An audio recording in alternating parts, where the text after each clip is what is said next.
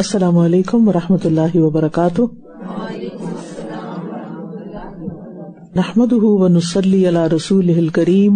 اما بعد فاعوذ باللہ من الشیطان الرجیم. بسم اللہ الرحمن الرحیم. رب اشرح لی صدری ویسر لی امری واحلل عقدۃ من لسانی یفقہوا قولی. آج ہم آغاز کریں گے آیت نمبر 21 سے. ومن أظلم ممن افترى على الله كذبا أو كذب بآياته إنه لا يفلح الظالمون. ويوم نحشرهم جميعا ثم نقول للذين أشركوا أين شركاؤكم الذين كنتم تزعمون ثم لم تكن فتنتهم إلا أن قالوا والله ربنا ما كنا مشركين.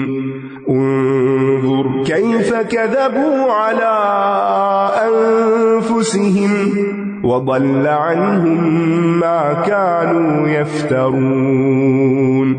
ومنهم من يستمع إليك وجعلنا على قلوبهم أكنة أن يفقهوه وفي آذانهم وقرا وَإِن يَرَوْا كُلَّ آيَةٍ لَا يُؤْمِنُوا بِهَا حَتَّى إِذَا جَاءُوكَ يُجَادِلُونَكَ يَقُولُ الَّذِينَ كَفَرُوا إِنْ هَذَا إِلَّا أَسَاطِيرُ الْأَوَّلِينَ وَهُمْ يَنْهَوْنَ عَنْهُ وَيَنْأَوْنَ عَنْهُ وَإِن يُهْلِكُونَ إِلَّا أَنفُسَهُمْ وَمَا يَشْعُرُونَ.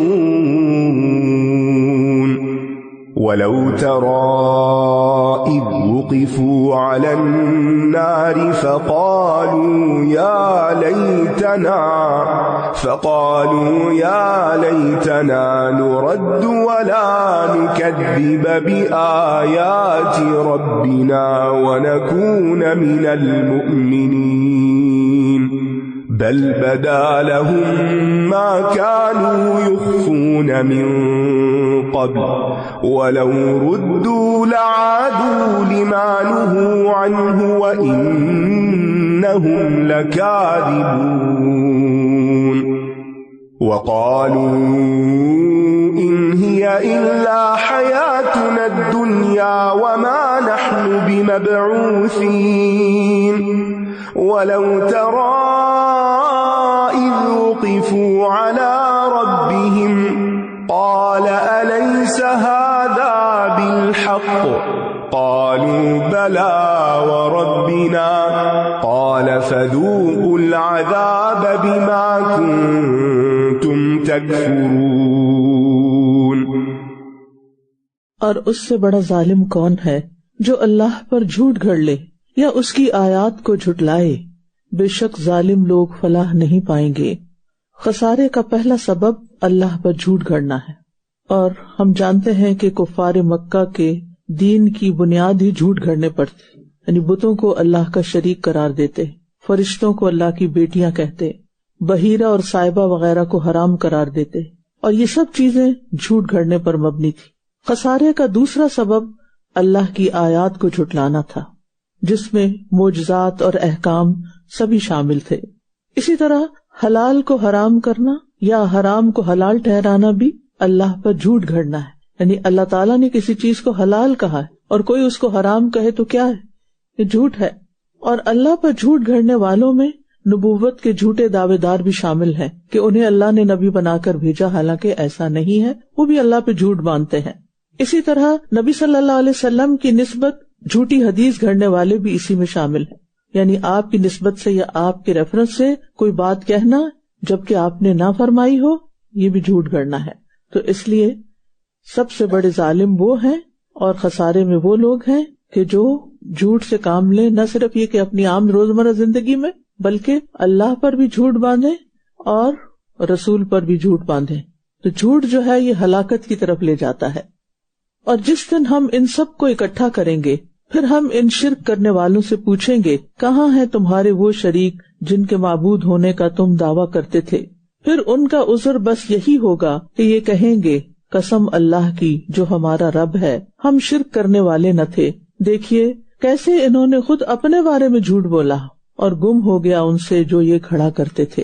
جب جھوٹ انسان کے مزاج میں آ جاتا ہے تو پھر وہ ہر ایک سے ہی جھوٹ بولتا ہے، اس کے اندر کوئی حیا نہیں رہتی، حتیٰ کہ اپنے آپ سے بھی. اور یہاں پر اس دن کی دہشت کا ذکر کیا جا رہا ہے، یعنی قیامت کے دن کی، کہ اس دن ان کو اپنی بے بسی اور درماندگی سمجھ آ جائے گی اور پھر کیا کریں گے؟ اس جھوٹ کا انکار کر دیں گے جو دنیا میں وہ گھڑا کرتے تھے. اور ان میں سے کوئی وہ ہے جو آپ کی طرف کان لگاتا ہے اور ہم نے ان کے دلوں پر پردے ڈال دیے ہیں کہ یہ اسے سمجھ ہی نہ سکیں اور ان کے کانوں میں بوجھ ہے، اور اگر یہ ہر نشانی دیکھ لیں تب بھی اس پر ایمان نہیں لائیں گے، یہاں تک کہ جب یہ آپ کے پاس آتے ہیں تو آپ سے جھگڑا کرتے ہیں. یہ لوگ جنہوں نے کفر کیا کہتے ہیں کہ یہ تو محض پہلوں کی کہانیاں ہیں، یعنی ان کے دھیان سے باتیں سننے کی وجہ یہ نہیں کہ یہ کوئی ہدایت حاصل کرنا چاہتے ہیں، بلکہ اس لیے غور سے سنتے رہتے ہیں تاکہ یہ جان سکے کہ کس بات پر اعتراض کیا جا سکے، کس بات کا مذاق اڑایا جا سکے.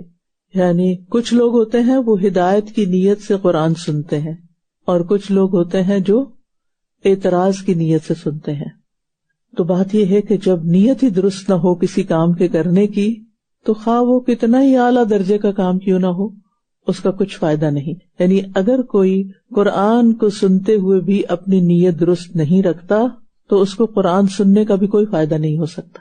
اس لیے ہمیں ہر روز اپنی نیت کی تجدید کرتے رہنا چاہیے کہ اللہ تعالیٰ قرآن کی مجلس سے ہمیں ہدایت عطا فرمائے، اس کی وجہ سے ہمیں رحمت اور برکت عطا فرمائے، ہمیں اپنی قلبی، روحانی، جسمانی بیماریوں سے شفا عطا فرمائے، ہمارے دلوں کے پردے ہٹ جائیں اور حق ہمیں صاف صاف نظر آنے لگے، سمجھ آنے لگے. کیونکہ گناہ بندے اور اللہ کی کتاب کے تدبر کے درمیان رکاوٹ بن جاتے ہیں. یعنی ہمارے گناہ دل پہ زنگ لگا دیتے ہیں، قرآن سمجھ نہیں آتا. اسی لیے ہم دیکھتے ہیں کہ سلف صالحین کو جب کسی علمی مسئلے کو سمجھنے میں مشکل ہوتی تو استغفار شروع کر دیتے. یعنی جب انہیں قرآن و سنت میں سے کوئی بات سمجھ نہ آتی یا ہمارے الفاظ میں سبق یاد نہ ہوتا تو استغفار کرتے کہ کہیں ایسا تو نہیں کہ ہمارا کوئی گناہ ہمارے راستے میں رکاوٹ بن گیا ہے، اندھیرا بن گیا ہے کہ ہم اصل تک نہیں پہنچ پا رہے، ہم راستہ کھو چکے ہیں. کیونکہ گناہ جو ہے علم اور بصیرت کی راہ میں رکاوٹ بنتے ہیں اور یہ دوسروں کو بھی اس سے روکتے ہیں اور خود بھی اس سے رکے رہتے ہیں، اور یہ محض اپنے آپ ہی کو ہلاک کر رہے ہیں اور یہ شعور نہیں رکھتے. آج کل بھی آپ دیکھیں بہت سے لوگوں کو قرآن پڑھنے سے، سمجھنے سے، دین کی بات سیکھنے سے روکتے ہیں، باقاعدہ روکتے ہیں، کیونکہ انہیں فکر یہ ہوتی ہے کہ جب لوگوں پر حق کھل گیا اور انہوں نے حق کی پیروی شروع کر دی تو ہمارے عیب بھی کھل جائیں گے. اور یہ انسان کے لیے ہلاکت کا راستہ ہے کہ یہ محض اپنے آپ ہی کو ہلاک کر رہے ہیں. یعنی دوسروں کو دین سے روکنا، قرآن سے روکنا، خود بھی رکے رہنا، یہ راستہ ہلاکت کا راستہ ہے. اور یہ شعور بھی نہیں رکھتے. سب سے بڑی آزمائش یہ ہے کہ انسان کو اپنی غلطی نظر نہ آئے اور جو غلط بات وہ کہہ رہا ہے اس کی ریزن ہی سمجھ نہ آئے. اور اگر آپ وہ وقت دیکھیں جب یہ آگ پر کھڑے کیے جائیں گے تو یہ کہیں گے اے کاش ہم واپس لوٹا دیے جائیں اور ہم اپنے رب کی آیات کو نہ جھٹلائیں اور ہم ایمان والوں میں سے ہو جائیں. قیامت کے دن جا کر ہر انسان حسرت میں مبتلا ہوگا، لیکن وہ لوگ تو بڑی حسرت میں مبتلا ہوں گے جو اللہ کا انکار کر کے گئے، دنیا سے انبیاء کا انکار کر کے گئے، اور اس وقت وہ تمنا کریں گے کاش ہم ایمان والوں میں سے ہو جائیں، ہمیں ایک موقع اور ملے اور ہم اپنے رب کی آیات کو نہ جھٹلائیں. الحمدللہ ہم آیات کو جھٹلاتے تو نہیں اور رب پر بھی ایمان رکھتے ہیں، لیکن عمل میں بہرحال ہم پیچھے ہیں. اپنے عمل کو تیز کرنے کے لیے ابھی ہم آگے تو نہیں جا سکتے موت کے بعد کہ وہاں جا کے سوچیں کہ کیا کیا ضروری تھا کرنا، اور دعا بھی کرنی چاہیے کہ ایمان پر خاتمہ ہو، لیکن اگر ممکن ہو تو کبھی قبرستان کے قریب جا کر کھڑے ہوں اور سوچیں کہ یہ قبر والے اس وقت کیا سوچتے ہوں گے، ان کی تمنا کیا ہوگی، ان کی خواہش کیا ہوگی، کیا وہی جو اس وقت میری خواہشات ہیں. پھر اپنی خواہشات کا جائزہ لیں کہ میں کیا چاہتی ہوں اور یہ قبر والے کیا چاہتے ہیں، اور آج میں یہ باہر ہوں، کل میں نے یہاں ہونا ہے. جو میں اس وقت چاہوں گی وہ میں آج سے چاہنا شروع کر دوں تاکہ میں کچھ کر جاؤں. وہ جو کل نہ کر سکوں گی، جس کے لیے آج میرے پاس وقت ہے. لیکن افسوس یہ کہ ہم قیمتی سے قیمتی وقت بھی بیکار کاموں میں لگا دیتے ہیں، جس کا آج رات سے آپ نے مشاہدہ کیا ہوگا کہ آپ کے میسیجز کی تعداد بلا مبالغہ میری تو 100 سے اوپر چلی گئی. اور آپ کو پتا ہے کہ صرف ان کو نکالتے نکالتے میرا کتنا وقت چلا گیا، اور جس کا مجھے اتنا افسوس ہے. یعنی یہ میسیجز آپ کے لیے خوشی نہیں لاتے، یہ میسیجز آپ کے لیے بوجھ لاتے ہیں. اور یہ اس پہ صرف رمضان مبارک، اور وہ بھی خود لکھنا نہیں، کہیں سے لے کے تو اس کو پیسٹ کر دینا اور دوسرے کے لیے، اور وہ کلک کر کر کے کھلتا نہیں. نیٹ کا بعض اوقات مسئلہ ہوتا ہے، اور پھر ویڈیو، اور نعوذ باللہ میوزک سے بھری ہوئی ویڈیو. یہ کس قسم کا رمضان شروع ہو رہا ہے بھائی؟ رمضان آیا اللہ کی طرف رجوع کرنے کے لیے، اور آپ بندوں کی طرف رجوع کر رہے ہیں. کیا صحابہ بھی یہی کچھ کیا کرتے تھے کہ رمضان آتا تھا اور وہ چل پڑتے تھے ہر راستے میں ملنے والے کو رمضان مبارک کہنے پر؟ ہم کن باتوں میں لگ گئے ہیں؟ ہم اہم کو چھوڑ کر غیر اہم کی طرف متوجہ ہو گئے. ہمیں اپنے طریقوں پر نظر ثانی کرنی ہوگی تاکہ ہم اپنی زندگی کے لمحات کو بچا سکیں. بلا مبالغہ اس وقت میں پورا ایک پارا پڑھ سکتی تھی جتنی دیر میں نے اپنا باکس کلیئر کیا، کیونکہ مجھے سخت الجھن ہوتی ہے اگر کوئی ایک بھی میسج بچا رہ جائے.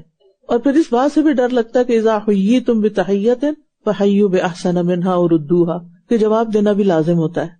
تو ہم کسی کے لیے بھی مشکل کھڑی نہ کریں. جس کا خیال آئے نا اس کو بیٹھ کے دعا دے دیں، اس کو دعا دے دیں کہ اللہ میری اس بہن کا رمضان بہت اچھا گزرے، نیکیوں سے بھرپور گزرے. تو بہرحال یہ قرآن کی خوبصورتی ہے کہ وہ آنے والے واقعات، یعنی کل قیامت کے واقعات کو اس طرح بیان کرتا ہے جیسے آنکھوں سے دیکھ رہا ہو اور ہم وہاں موجود ہوں. اور ایک دن تو وہاں ہوں گے نا، تو اپنے آپ کو امیجن کیا کریں کہ جب قیامت کے دن حشر کے میدان میں کھڑے ہوں گے تو کیا کریں گے، کیا سوچیں گے، کیا تمنائیں ہوں گی. بلکہ ان کے لیے وہ سب ظاہر ہو جائے گا جو اس سے پہلے یہ چھپایا کرتے تھے. اور اگر یہ دنیا میں لوٹا بھی دیے جائیں تو یہ ضرور وہی کچھ کریں گے جس سے یہ روکے گئے تھے، اور بے شک یہ یقیناً جھوٹے ہیں. اللہ سبحانہ وتعالیٰ کسی کو واپس نہیں بھیجے گا چاہے وہ کتنا بھی روئے پیٹے. کیوں؟ اس لیے کہ مرنے کے بعد دوبارہ دنیا میں بھیج بھی دیا جائے تو وہ کیا کریں گے؟ وہی کریں گے جو پہلے کرتے رہے. لوگ اپنی عادتوں سے باز نہیں آتے. آپ دیکھیں دنیا میں بھی ہمیں جھٹکے لگتے رہتے ہیں، کبھی بیماری، کبھی خوف، کبھی بھوک، کبھی کچھ. ہم اس وقت توبہ توبہ کرتے ہیں، جب مشکل سے باہر نکل جاتے ہیں تو پھر کیا کرتے ہیں؟ پھر وہی کرتے ہیں جو نہیں کرنا چاہیے. تو دنیا کی طرف واپس پلٹنے کی عادت صرف اس آگ سے بچنے کے لیے ہوگی.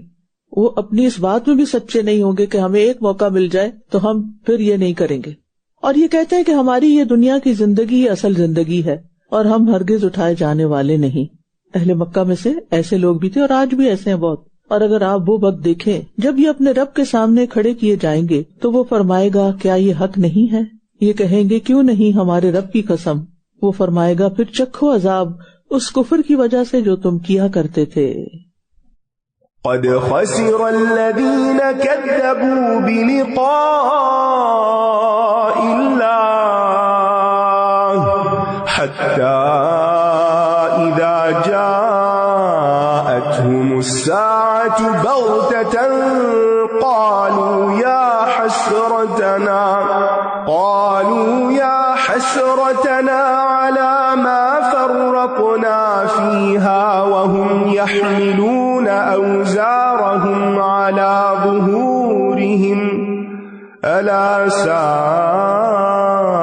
ما يزرون وما الحياة الدنيا إلا لعب ولهو وَلَلدَّارُ الْآخِرَةُ خَيْرٌ لِّلَّذِينَ يَتَّقُونَ أَفَلَا تَعْقِلُونَ قَدْ نَعْلَمُ إِنَّهُ لَيَحْزُنُكَ الَّذِي يَقُولُونَ فَإِنَّهُمْ لَا يُكَذِّبُونَكَ وَلَكِنَّ الظَّالِمِينَ بِآيَاتِ اللَّهِ يَجْحَدُونَ وَلَقَدْ كُذِّبَتْ رُسُلٌ مِّن قَبْلِكَ فَصَبَرُوا عَلَى مَا كُذِّبُوا عذبوا وأوذوا حتى أتاهم نصرنا ولا مبدل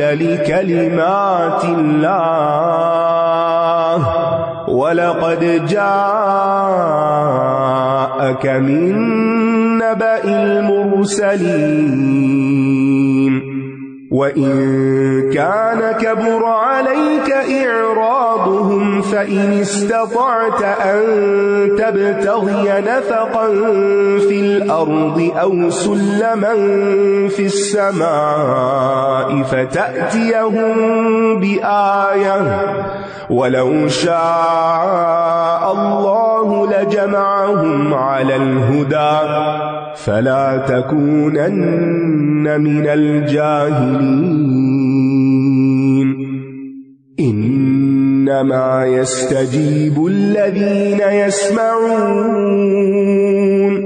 وَالْمَوْتَى يَبْعَثُهُمُ اللَّهُ ثُمَّ إِلَيْهِ يُرْجَعُونَ وَقَالُوا لَوْلَا نُزِّلَ عَلَيْهِ آيَةٌ مِّن رَّبِّهِ قُلْ إِنَّ اللَّهَ قَادِرٌ عَلَىٰ أَن يُنَزِّلَ آيَةً وَلَٰكِنَّ أَكْثَرَهُمْ لَا يَعْلَمُونَ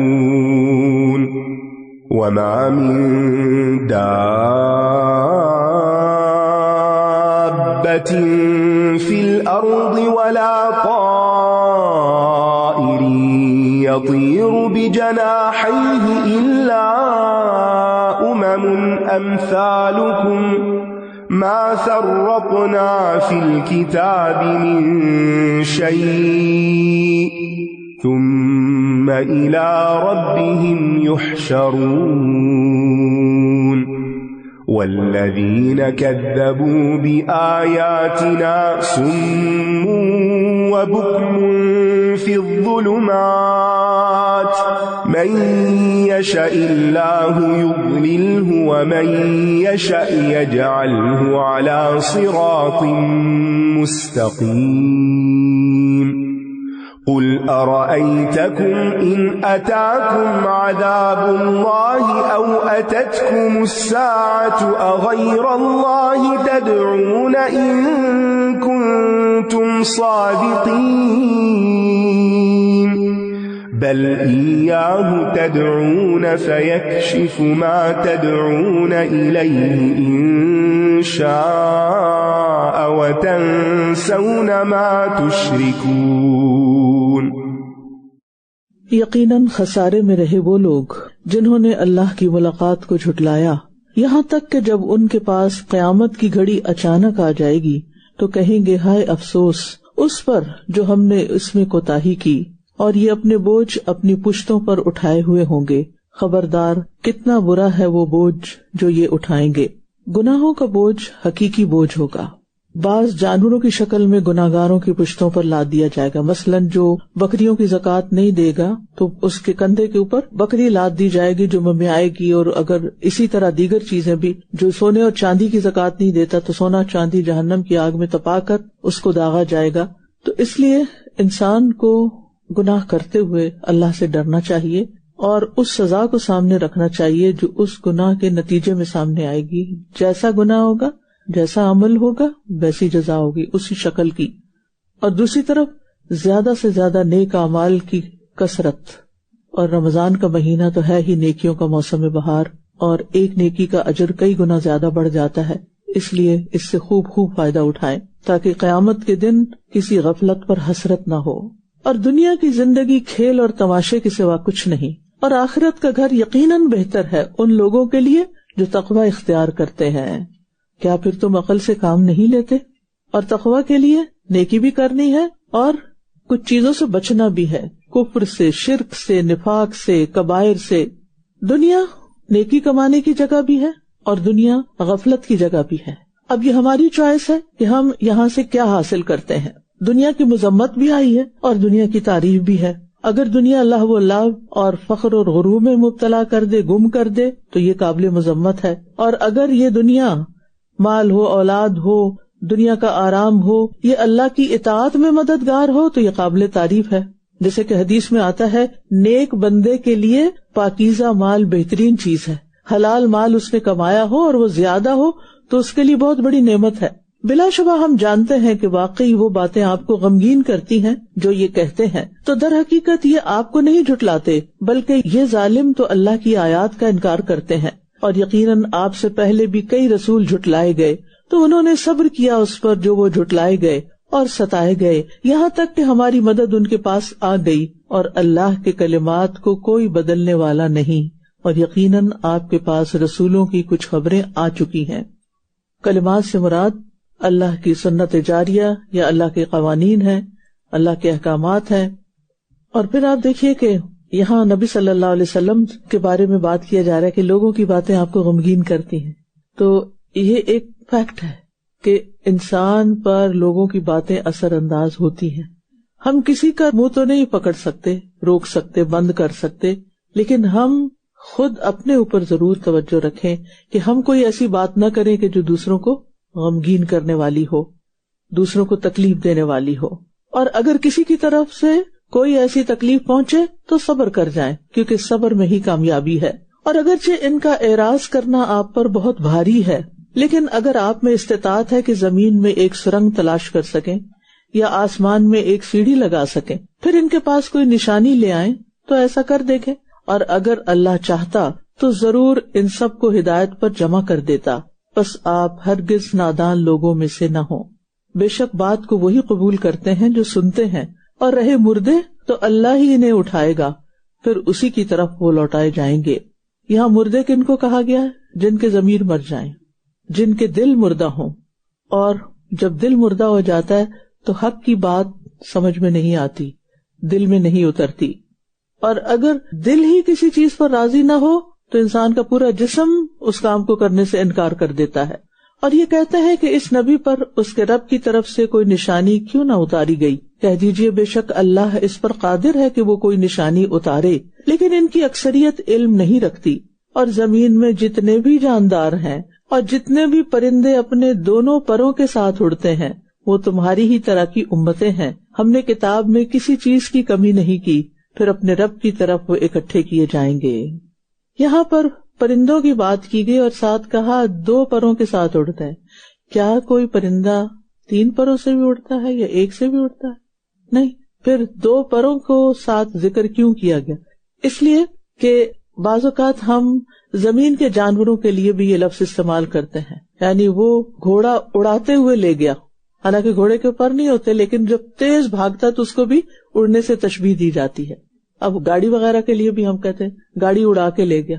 جہاز تو اڑایا ہی جاتا ہے، لیکن باقی چیزوں کے لیے بھی ہم محاورتاً بول دیتے ہیں. تو یہاں حقیقی پرندے مراد ہیں جو پروں کے ساتھ اڑتے ہیں.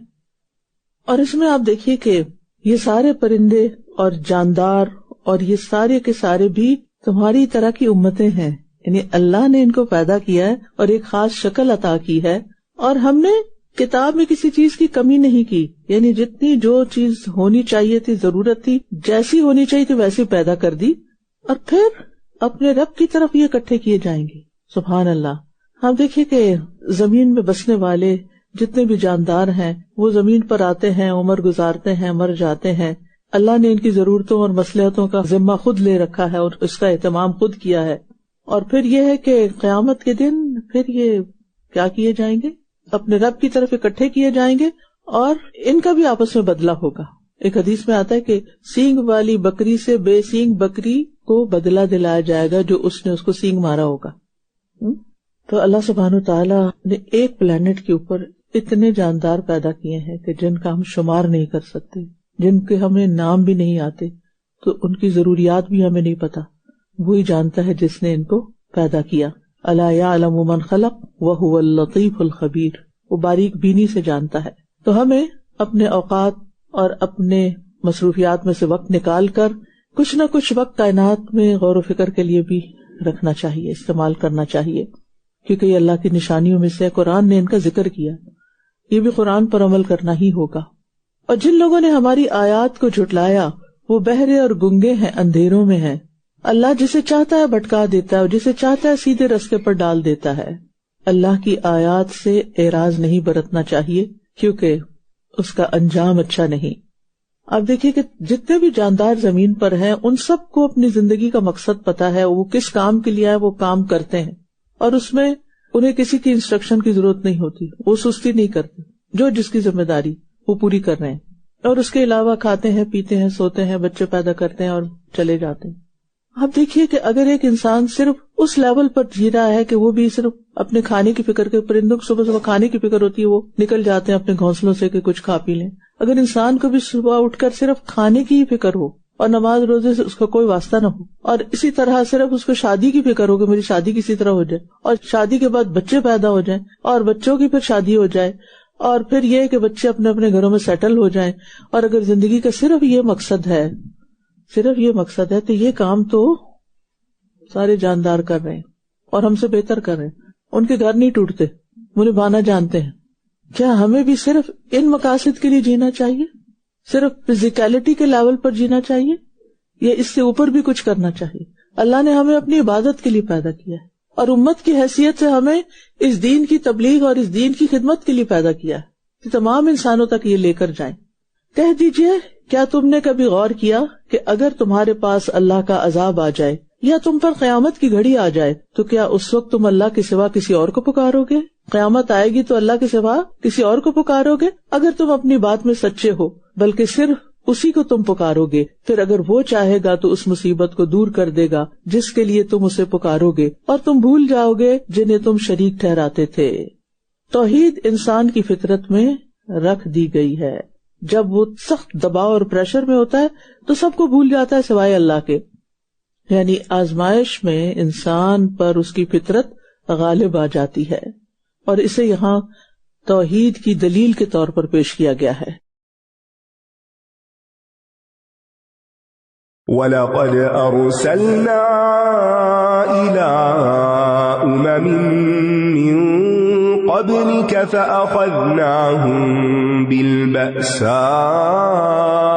وَالضَّرَّاءِ لَعَلَّهُمْ يَتَضَرَّعُونَ فَلَوْلَا إِذْ جَاءَهُم بَأْسُنَا تَضَرَّعُوا وَلَكِن قَسَتْ قُلُوبُهُمْ وَزَيَّنَ لَهُمُ الشَّيْطَانُ مَا كَانُوا يَعْمَلُونَ فَلَمَّا نَسُوا مَا ذُكِّرُوا بِهِ فَتَحْنَا عَلَيْهِمْ أَبْوَابَ كُلِّ شَيْءٍ حَتَّى إِذَا فَرِحُوا بِمَا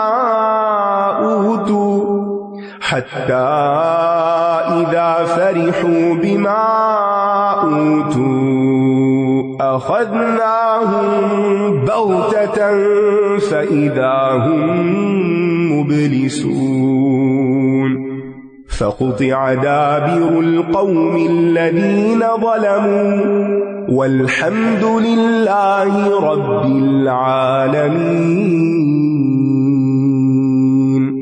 قُلْ أَرَأَيْتُمْ إِنْ أَخَذَ اللَّهُ سَمْعَكُمْ وَأَبْصَارَكُمْ وَخَتَمَ عَلَى قُلُوبِكُمْ مَنْ إِلَٰهٌ غَيْرُ اللَّهِ يَأْتِيكُمْ بِهِ انظُرْ كَيْفَ نُصَرِّفُ الْآيَاتِ ثُمَّ هُمْ يَصْدِفُونَ قُلْ أَرَأَيْتَكُمْ إِنْ أَتَاكُمْ عَذَابُ اللَّهِ بَغْتَةً أَوْ جَهْرَةً هَلْ يُهْلَكُ إِلَّا الْقَوْمُ الظَّالِمُونَ وَمَا نُرْسِلُ الْمُرْسَلِينَ إِلَّا مُبَشِّرِينَ وَمُنذِرِينَ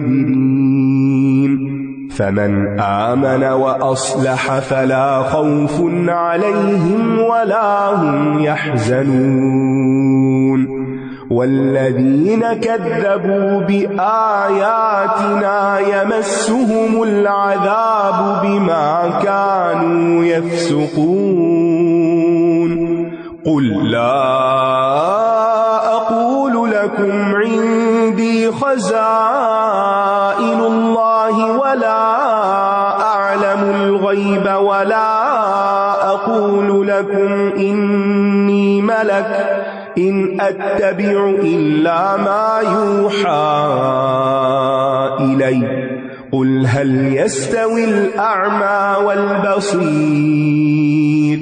أفلا تتفكرون۔ اور یقیناً ہم نے آپ سے پہلے کئی امتوں کی طرف رسول بھیجے، پھر ہم نے انہیں تنگی اور تکلیف کے ساتھ پکڑ لیا تاکہ وہ عاجزی اختیار کریں۔ انسان کو جب خوشحالی ملتی ہے تو وہ اکڑتا ہے، سرکشی کرتا ہے، لیکن جب کوئی مصیبت آتی ہے تو عاجزی اختیار کرتا ہے۔ تو اللہ سبحانہ وتعالیٰ نے انہیں یعنی پچھلی قوموں کو جب انہوں نے انکار کیا تو ان پر تکلیفیں بھیجی۔ مقصد کیا تھا؟ تاکہ وہ اللہ تعالیٰ کی طرف رجوع کریں۔ ہماری زندگیوں میں بھی جب کوئی مسئلہ آتا ہے تو وہ دراصل ہمیں اللہ سبحانہ وتعالیٰ کی طرف متوجہ ہونے کے لیے کہتا ہے، اور عذاب آنے پر اللہ تعالیٰ کی طرف رجوع نہ کرنا اور عذاب کو، مصیبت کو دنیاوی اسباب کی وجہ قرار دے دینا، یہ انسان کے لیے اور زیادہ نقصان دہ ہے۔ اور شیطان ایسے خیالات انسان کے دل میں ڈالتا ہے جس کی وجہ سے انسان اس مصیبت سے کوئی سبق نہیں لیتا۔ مصائب اور آفات بھیجنے کا مقصد انسان کو گناہوں کی روش سے باز رکھنے کے لیے ہے۔ آج بھی آپ دیکھیں کہ جب کوئی قحط، کوئی سیلاب، زلزلہ، کوئی اجتماعی آفت آتی ہے لوگوں پر تو وہ اس کے کوئی اور ریزنز بتانا شروع کر دیتے ہیں۔ اسی طرح انفرادی زندگی میں بھی آپ دیکھیں کہ اگر ہمیں کوئی تکلیف پہنچتی ہے تو ہم کہتے ہیں یہ موسم کی خرابی ہے، یہ فلاں وائرس پھیلا ہوا ہے اس لیے ہو گیا۔ سبب تو کوئی نہ کوئی چیز بنتی ہے، لیکن سب تو نہیں اس پکڑ میں آتے۔ اگر ہمیں کوئی تکلیف پہنچی تو ہمیں اپنے بارے میں غور کرنا چاہیے کہ اس کے ذریعے اللہ تعالیٰ مجھے کیا سکھانا چاہتا ہے اور مجھے کیا کرنا چاہیے اور کیا نہیں کرنا چاہیے۔ کوئی بھی بیماری، تکلیف یا پریشانی انسان کو دنیا سے کاٹتی ہے، دنیا سے دور کر دیتی ہے، خواہشات کم ہو جاتی ہیں، ہر چیز اجنبی لگنے لگتی ہے۔ انسان کو پھر اپنے اندر غور و فکر کرنے کا موقع ملتا ہے، اپنی برائیاں، اپنی غلطیاں، اپنی لغزشیں، اپنی کوتاہیاں نظر آنے لگتی ہیں۔ پھر کیوں نہ انہوں نے عاجزی اختیار کی جب ان پر ہمارا عذاب آیا، بلکہ ان کے دل سخت ہو گئے اور شیطان نے ان کے لیے خوبصورت بنا دیا جو کچھ یہ کیا کرتے تھے۔ یعنی بندے کا دل جب گناہ کی وجہ سے سخت ہو جاتا ہے تو تکلیف کے موقع پر بھی وہ تضرع کرنے سے، عاجزی اختیار کرنے سے محروم رہتا ہے۔ پھر جب یہ اسے بھول گئے جس کی ان کو نصیحت کی گئی تھی تو ہم نے ان پر ہر عمدہ چیز کے دروازے کھول دیے، یہاں تک کہ جب یہ اس پر اترانے لگے جو یہ دیے گئے تھے تو ہم نے ان کو اچانک پکڑ لیا، تب یہ بالکل مایوس ہو کر رہ گئے۔ یاد رکھیے، نافرمانیوں کے باوجود اگر دنیا فراخ ہو رہی ہے، دنیا زیادہ مل رہی ہے، تو یہ خوش ہونے کی چیز نہیں، یہ امتحان کا ایک اور حصہ ہے۔ اس کو استدراج کہتے ہیں، اور یہ انسان کے حق میں نہایت خطرناک ہوتا ہے کہ جس میں پکڑ اچانک نہیں آتی، پہلے ڈھیل دی جاتی ہے اور انسان خوب گمراہی میں دور نکلتا ہے، پھر بات کھینچ لی جاتی ہے، پکڑ لیا جاتا ہے۔ اور جتنے عیش و عشرت میں انسان زیادہ ہوتا ہے اتنا ہی تکلیف کو برداشت کرنا زیادہ مشکل ہوتا ہے۔ بس جڑ کاٹ دی گئی ان لوگوں کی جنہوں نے ظلم کیا تھا، اور سب تعریفیں اللہ کے لیے ہیں جو سارے جہانوں کا رب ہے۔ کس بات پر اللہ کی تعریف کی جا رہی ہے کہ اللہ نے کامیابی ان کو دی جو حق پر تھے۔ کہہ دیجئے، کیا تم نے غور کیا کہ اگر اللہ تمہاری سماعت اور تمہاری نگاہیں لے جائے، نہ تم سن سکو نہ تم دیکھ سکو، اور تمہارے دلوں پر مہر لگا دے، نہ کچھ سوچ سکو، تو اللہ کے سوا کون سا معبود ہے جو انہیں تمہارے پاس واپس لے آئے؟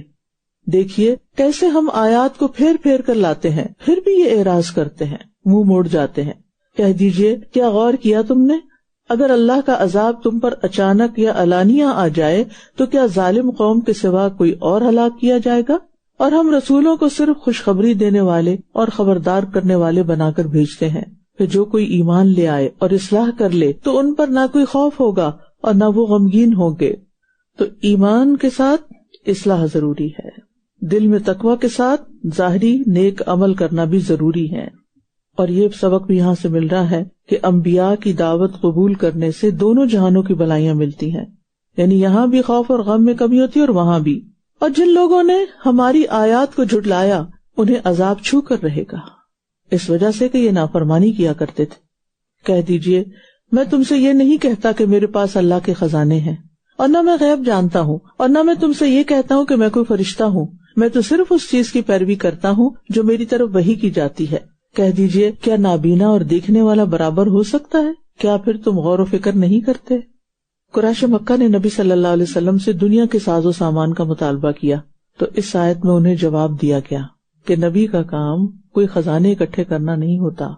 اور پھر آپ دیکھیے کہ نبی دنیا بانٹنے کے لیے نہیں آتا، وہ اللہ کا پیغام لے کر آتا ہے. اور پھر یہ کہ نبی کے اپنے اختیار میں نہیں ہوتا کہ جو کوئی کسی چیز کا مطالبہ کرے وہ اس کا مطالبہ پورا کر دے. اور پھر یہ کہ ولا اعلم الغیب، میں غیب بھی نہیں جانتا، یعنی انبیاء غیب نہیں جانتے تو اس کے بعد عام انسان کہاں سے غیب جانتے ہوں گے؟ تو جو شخص یہ عقیدہ رکھتا ہو کہ انبیاء غیب جانتے تھے وہ شرک کرتا ہے. کیوں؟ نبی صلی اللہ علیہ وسلم نے اپنے سے نفی کر دی، میں غیب نہیں جانتا. تو جب آپ نہیں جانتے تو باقی انبیاء کیسے جانتے ہوں گے؟ اور اگر انبیاء نہیں جانتے تو عام انسان کیسے؟ جب رسول نہیں تو کوئی غیر رسول بھی غیب دان نہیں ہو سکتا. اس لیے ہمیں جادوگروں، کاہنوں، نجومیوں اور غیب کی خبریں دینے والوں سے محتاط رہنا چاہیے، ان کے قریب بھی نہیں پھٹکنا چاہیے. ہاں، جنت دوزخ بھی تو غیب ہے، نظر نہیں آیا کبھی. اس کے بارے میں جو خبر دی اللہ کے رسول نے وہ کیا ہے؟ سب اللہ کی طرف سے آپ کو علم دیا گیا. تو وہ علم کی بنا پر آپ نے ہمیں بتایا، غیب دانی کی بنا پر نہیں کہ آپ کو خود ہی سے پتہ چل گیا تھا کچھ اللہ تعالیٰ کے بتانے کے علاوہ کہ جنت میں کیا کیا ہوتا ہے اور جہنم کیسا ہوتا ہے. تو اس سے یہ بھی پتہ چلتا ہے کہ ہمیں قرآن کی طرح سنت کی بھی پیروی کرنا ہے، کیونکہ اللہ کے رسول کے ذریعے ہمیں دین کا ایک بڑا حصہ دیا گیا ہے اور وہ بھی وہی کا ہی حصہ ہے، اور جتنی اس کی اتباع کریں گے اتنی ہی ہدایت کی توفیق ملے گی. وَأَنذِرْ بِهِ الَّذِينَ يَخَافُونَ أَن يُحْشَرُوا إِلَى رَبِّهِمْ لَيْسَ لَهُم مِّن دُونِهِ وَلِيٌّ وَلَا شَفِيعٌ لَّعَلَّهُمْ يَتَّقُونَ. وَلَا تَطْرُدِ الَّذِينَ يَدْعُونَ رَبَّهُم بِالْغَدَاةِ وَالْعَشِيِّ يُرِيدُونَ وَجْهَهُ مَا عَلَيْكَ مِنْ حِسَابِهِم مِّن شَيْءٍ وَمَا مِنْ حِسَابِكَ عَلَيْهِم مِّن شَيْءٍ وَمَا مِنْ حِسَابِكَ عَلَيْهِم مِّن شَيْءٍ فَتَطْرُدَهُمْ فَتَكُونَ مِنَ الظَّالِمِينَ. وَكَذَلِكَ فَتَنَّا بَعْضَهُم بِبَعْضٍ لِيَقُولُوا أَهَٰؤُلَاءِ مَنَّ اللَّهُ عَلَيْهِم مِّن بَيْنِنَا أَلَيْسَ اللَّهُ بِأَعْلَمَ بِالشَّاكِرِينَ. وَإِذَا جَاءَكَ الَّذِينَ يُؤْمِنُونَ بِآيَاتِنَا فَقُلْ سَلَامٌ عَلَيْكُمْ كَتَبَ رَبُّكُمْ عَلَى نَفْسِهِ الرَّحْمَةَ أَنَّهُ مَنْ عَمِلَ مِنكُمْ سُوءًا بِجَهَالَةٍ ثُمَّ تَابَ مِن بَعْدِهِ وَأَصْلَحَ فَأَنَّهُ غَفُورٌ رَّحِيمٌ. وَكَذَلِكَ نُفَصِّلُ الْآيَاتِ وَلِتَسْتَبِينَ سَبِيلُ الْمُجْرِمِينَ. اور اس قرآن کے ذریعے ان لوگوں کو خبردار کیجیے جو ڈرتے ہیں کہ وہ اپنے رب کی طرف اکٹھے کیے جائیں گے، اس کے سوا ان کا نہ کوئی دوست ہوگا اور نہ کوئی سفارشی، تاکہ وہ بچ جائیں. یعنی ڈرانے کا فائدہ کس کو ہوتا ہے؟ جنہیں دوبارہ زندہ ہو کر اللہ کے حضور حاضر ہونے کا خوف ہوتا ہے کہ ہمیں وہاں جانا ہے، اس کی تیاری کرنی ہے، ہمیں کچھ بتاؤ ہم کیا کریں. جب دنیا میں آپ ٹریول کرتے ہیں، ایک جگہ سے دوسری جگہ جاتے ہیں، تو کیا آپ اس کے بارے میں کوئی معلومات لیتے ہیں کہ جہاں جا رہے ہیں وہاں کس کس چیز کی ضرورت ہوگی؟ عمرے پر بھی جانا ہو تو کتنے لوگوں سے مشورہ کر رہے ہوتے ہیں، کیا کیا پیک کریں، کیا لے کے جائیں، کیا نہیں لے جانا، کیا وہاں لے جانا منع ہے، کن چیزوں کی ریسٹرکشن ہے. اگر چھوٹا سا دنیا کا سفر کرتے ہوئے ہمیں اتنی گھبراہٹ ہوتی ہے اور ہم اتنی کانشیسلی پیکنگ کرتے ہیں کہ وہاں کسی چیز کی کمی نہ ہو، تو جو اتنا طویل سفر ہے کہ جس کا کوئی اختتام نہیں، پھر وہ ایک اور ہی دنیا میں جا کے لینڈ کرنا ہے جہاں سے کوئی واپسی نہیں، اس کے لیے کتنی تیاری کی ضرورت ہوگی. تو اللہ کے کلام کے ساتھ لوگوں کو نصیحت کرنا اور ان لوگوں کو جو سننا چاہتے ہوں یہ ان کی دلوں کی بیداری کا ذریعہ بنتا ہے، دل کھل جاتے ہیں اور ان کے لیے عمل کے راستے آسان ہو جاتے ہیں. اور آپ ان لوگوں کو اپنے سے دور نہ کیجیے جو صبح شام اپنے رب کو پکارتے ہیں، وہ اس کا چہرہ چاہتے ہیں. آپ پر ان کے حساب میں سے کچھ نہیں اور نہ آپ کے حساب میں سے ان پر کوئی چیز ہے. اگر پھر بھی آپ انہیں دور کریں گے تو آپ حق تلفی کرنے والوں میں سے ہو جائیں گے. اللہ اکبر. جو لوگ صبح شام اپنے رب کو پکارتے ہیں اور وہ اس کا چہرہ چاہتے ہیں، یعنی اگر کسی انسان کے بارے میں آپ کو پتا چلے کہ وہ اللہ کا بہت ذکر کرنے والا ہے، اس کی صبح بھی اللہ کے ذکر سے ہوتی ہے، اس کی شام بھی اللہ کی یاد سے ہوتی ہے، اور وہ یہ سارے کام اخلاص کے ساتھ صرف اللہ کے لیے کرتا ہے، ایسے شخص کو آپ کیا کہیں گے؟ کون ہے وہ؟ کیسا ہے؟ نیک ہے. ٹھیک ہے. لیکن پھر آپ کو پتا چلتا ہے وہ غریب بھی ہے، اس کا اپنا کوئی گھر نہیں، اس کی اپنی کوئی گاڑی نہیں، اس کے پاس اپنی ضرورت کی پوری چیزیں نہیں، اور کوئی آپ سے کہتا ہے کہ میں آپ کو فلاں سے ملواؤں، تو جب آپ کو پتا چلے کہ نہیں تو دنیاوی اسٹیٹس کچھ نہیں، کیا آپ ملنا چاہیں گے؟ اور اگر وہ آپ کے گھر آنا چاہے آنے دیں گے؟ نہیں. کیوں؟ کیونکہ ہمیں تو وہ لوگ پسند ہیں، ہم اپنے گھروں میں ان کو انٹرٹین کرتے ہیں، اپنی مجالس میں ان کو انٹرٹین کرنا چاہتے ہیں جن کے پاس کوئی دنیاوی اسٹیٹس ہو. جن کے پاس صرف دین ہے ان سے کیا تعلق رکھنا؟ یہاں کیا کہا جا رہا ہے؟ ایسے لوگوں کو اپنے سے دور نہ کیجیے، ان سے دور نہ رہیے جن کی یہ کوالٹیز ہوں. کیوں؟ تاکہ نیک لوگوں کی صحبت میں بیٹھ کر، یعنی آپ کسی بھی درجے پر، بڑے سے بڑے عالم ہے، علامہ ہے، عبادت گزار ہے، کچھ بھی، آپ کو اپنی سراؤنڈنگ میں اپنے آس پاس نیک لوگوں کی ضرورت ہے تاکہ آپ نیکی پر استقامت اختیار کر سکیں، چاہے وہ غریب لوگ ہی کیوں نہ ہوں، چاہے وہ دنیاوی اعتبار سے زیرو ہوں. ہمارے دل کی تربیت کے لیے، ہمارے تزکیے کے لیے غریب نیک انسانوں کے ساتھ بیٹھنا بڑا ضروری ہے. اچھا ان کے پاس کچھ نہیں پھر بھی اللہ کی عبادت کرتے ہیں، پھر بھی اللہ کا ذکر کرتے ہیں، اس سے انسان کے اندر عاجزی آتی ہے. ایسے لوگوں سے نہ صرف یہ کہ محبت کرنی چاہیے، ان کو عزت دینی چاہیے، ان کے ساتھ ایک تعلق بنانا چاہیے. ہمارے اسلاف جو تھے وہ اپنے بچوں کو ایسے لوگوں کی محبت سکھاتے تھے. اسی طرح جو بھی نیک ہو، اب اسٹیٹس بھول جائیے، اسٹیٹس کو اب ایک طرف رکھ دیں، کسی بھی انسان سے محبت اس کی نیکی کی وجہ سے کریں کہ یہ نیک انسان ہے، یہ دین کی طرف ہے.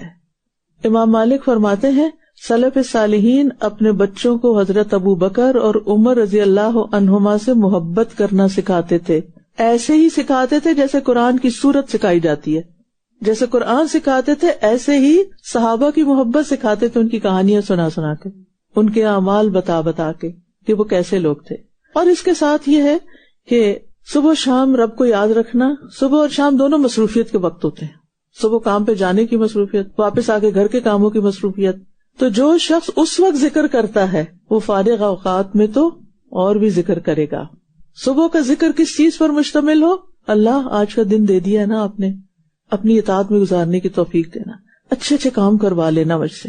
اور جب شام ہو جائے، رات ہو جائے، اللہ کچھ کر نہیں پائی معاف کر دینا، بہت کچھ کرنا چاہتی ہوں وہ نہیں کر پائی. ذکر کرنا صرف وہ صبح شام کی دعائیں پڑھنا نہیں ہے، وہ تو ہے ہی، وہ تو پڑھنی ہے، لیکن اللہ سے باتیں بھی کیا کریں. یاد کیا ہوتی ہے؟ وہ جو دل کے اندر ایک کسک اٹھتی ہے نا اللہ کو یاد کر کے، وہ ایک میٹھی میٹھی درد ہوتی ہے نا، اور پھر وہ درد انسان کے منہ سے کچھ باتیں نکلواتی، وہ پھر اپنی زبان میں دعائیں نکلنے لگتی ہیں.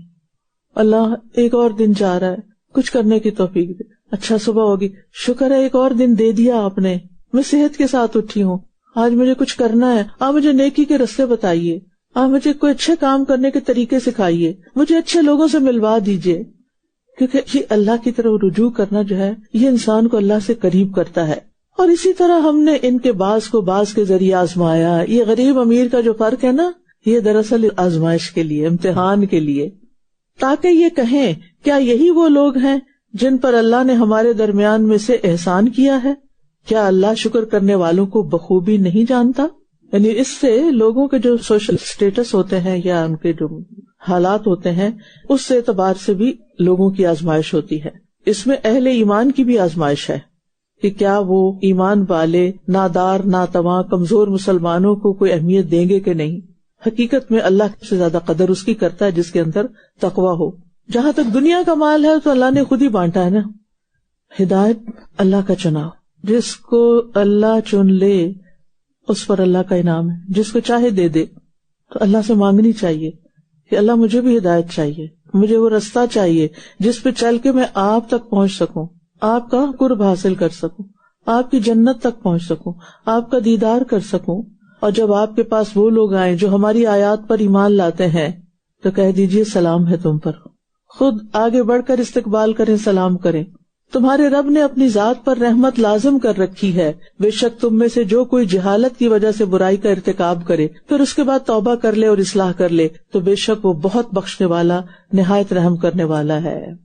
اس سے کیا پتہ چلتا ہے کہ نیک لوگ آپ کی مجلس میں آئیں, آپ کے گھر آئیں, کیا کریں, ان کو ویلکم کریں, ان کا احترام کریں. اور جہالت کے ساتھ گناہ کرنے کا مطلب کیا ہے کہ انسان کو برے انجام کا پتہ نہ ہو کہ اس کام کے کرنے کا نتیجہ کیا نکلنے والا ہے. اور یہ اللہ کی رحمت ہوتی ہے کہ وہ انسان کو توفیق دیتا ہے کہ برے کام چھوڑ کر نیک کام کرنا شروع کر دے. تو اس میں آپ دیکھیں کہ ہم جب کسی کو تعلیم و تربیت دیں, بچوں کی تربیت کریں تو صرف ڈرا کر ہی برے کاموں سے نہیں روکیں بلکہ ترغیب دے کر بھی برائی سے روکنا ضروری ہے. اور اسی طرح ہم آیات کو کھول کھول کر بیان کرتے ہیں اور تاکہ مجرموں کا راستہ خوب واضح ہو جائے. اس سے پتہ چلتا ہے کہ جو دعوت و تبلیغ کا کام کرتے ہیں وہ مخالفین کے طریقوں سے بھی آگاہ ہوں. وَلِتَسْتَبِينَ سَبِيلُ الْمُجْرِمِينَ کہ وہ کیا ہتھ کنڈے اختیار کرتے ہیں لوگوں کو دین سے روکنے کے. اور قرآن ہی اصل میں تو بتاتا ہے کہ کون حق پر ہے اور کون حق پر نہیں ہے, لہذا اپنے آپ کو اسی کے مرت میں دیکھیں. قُلْ إِنِّي نُهِيتُ أَنْ أَعْبُدَ الَّذِينَ تَدْعُونَ مِن دُونِ اللَّهِ قُلْ لَا أَتَّبِعُ أَهْوَاءَكُمْ قَدْ ضَلَلْتُ إِذًا وَمَا أَنَا مِنَ الْمُهْتَدِينَ. قُلْ إِنِّي عَلَى بَيِّنَةٍ مِّن رَّبِّي وَكَذَّبْتُم بِهِ مَا عِندِي مَا تَسْتَعْجِلُونَ بِهِ إِنِ الْحُكْمُ إِلَّا لِلَّهِ يَقُصُّ الْحَقَّ وَهُوَ خَيْرُ الْفَاصِلِينَ. قُلْ لَوْ أَنَّ عِندِي مَا تَسْتَعْجِلُونَ بِهِ لَقُضِيَ الْأَمْرُ بَيْنِي وَبَيْنَكُمْ وَاللَّهُ أَعْلَمُ بِالظَّالِمِينَ.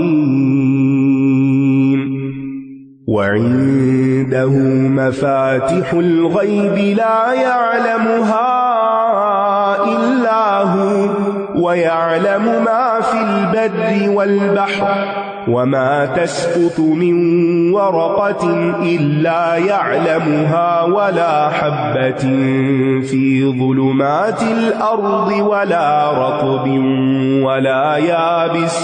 وَلَا رَطْبٍ وَلَا يَابِسٍ إِلَّا فِي كِتَابٍ مُبِينٍ. وَهُوَ الَّذِي يَتَوَفَّاكُم بِاللَّيْلِ وَيَعْلَمُ مَا جَرَحْتُم بِالنَّهَارِ ثُمَّ يَبْعَثُكُمْ فِيهِ لِيُقْضَىٰ أَجَلٌ مُّسَمًّى ثُمَّ إِلَيْهِ مَرْجِعُكُمْ ثُمَّ يُنَبِّئُكُم بِمَا كُنتُمْ تَعْمَلُونَ. کہہ دیجئے بے شک مجھے اس سے روک دیا گیا ہے کہ میں ان کی عبادت کروں جنہیں تم اللہ کو چھوڑ کر پکارتے ہو. کہہ دیجئے میں تمہاری خواہشات کی پیروی نہیں کروں گا ورنہ تب تو میں بھٹک جاؤں گا اور ہدایت پانے والوں میں سے نہ ہوں گا. تو یہاں پر نبی صلی اللہ علیہ وسلم کو مجرموں کے راستے پر چلنے سے روکا گیا ہے. آپ ایسا کرنے والے نہیں تھے لیکن مجرموں کو یہ بتانا مقصود ہے کہ اللہ کے نبی کبھی تمہاری مرضی کے مطابق کام نہیں کریں گے. کہہ دیجئے یقیناً میں اپنے رب کی طرف سے ایک واضح دلیل پر ہوں, تمہاری پیروی کیسے کروں؟ میرے پاس تو دلیل ہے اور تم نے اسے جھٹلا دیا, تم نہیں مانتے. میرے پاس وہ چیز نہیں جسے تم جلدی طلب کر رہے ہو. حکم تو صرف اللہ ہی کا ہے, وہ حق بیان کرتا ہے اور وہ فیصلہ کرنے والوں میں سب سے بہتر ہے. کہہ دیجئے اگر میرے پاس وہ ہوتا جو تم جلدی طلب کر رہے ہو تو میرے اور تمہارے درمیان معاملے کا فیصلہ ضرور ہو چکا ہوتا اور اللہ ظالموں کو خوب جانتا ہے. یہاں پر اللہ سبحانہ وتعالیٰ کے علم و حکمت کا تقاضا ہے کہ وہ جب چاہے جو چاہے فیصلہ کرے. اس کا فیصلہ علم اور حکمت پر مبنی ہوتا ہے اور وہ فیصلہ کرنے والوں میں سے سب سے بہتر ہے. اور پھر دوسری بات جو یہاں پتہ چل رہی ہے وہ یہ کہ اللہ نے زندگی کا اختتام انسانوں کے ہاتھ میں نہیں دیا، بلکہ وہ خود فیصلہ کرے گا کہ کب کس قوم کو ختم کرنا چاہیے. اور اسی کے پاس غیب کی کنجیاں ہیں جنہیں اس کے سوا کوئی نہیں جانتا، اور وہ جانتا ہے جو کچھ خشکی اور سمندر میں ہے، اور کوئی پتا نہیں گرتا مگر وہ اس کو جانتا ہے. کینیڈا کے لوگ تو اس کو بہت اچھی طرح سمجھتے ہیں کہ خزاں میں جب سارے درخت خالی ہو جاتے ہیں، کہاں گئے وہ پتے؟ کچھ معلوم ہے؟ جو کل تک درختوں پہ بھرے ہوئے تھے کہاں گم ہو گئے؟ اللہ کو وہ بھی پتا ہے کہ گر کے وہ کہاں پر ہے، ان کے ذرات کہاں کہاں ہیں. اور نہ کوئی دانہ زمین کے اندھیروں میں، اور نہ کوئی تر چیز اور نہ کوئی خشک چیز، مگر سب ایک واضح کتاب میں ہے، سب اس کے علم میں ہے.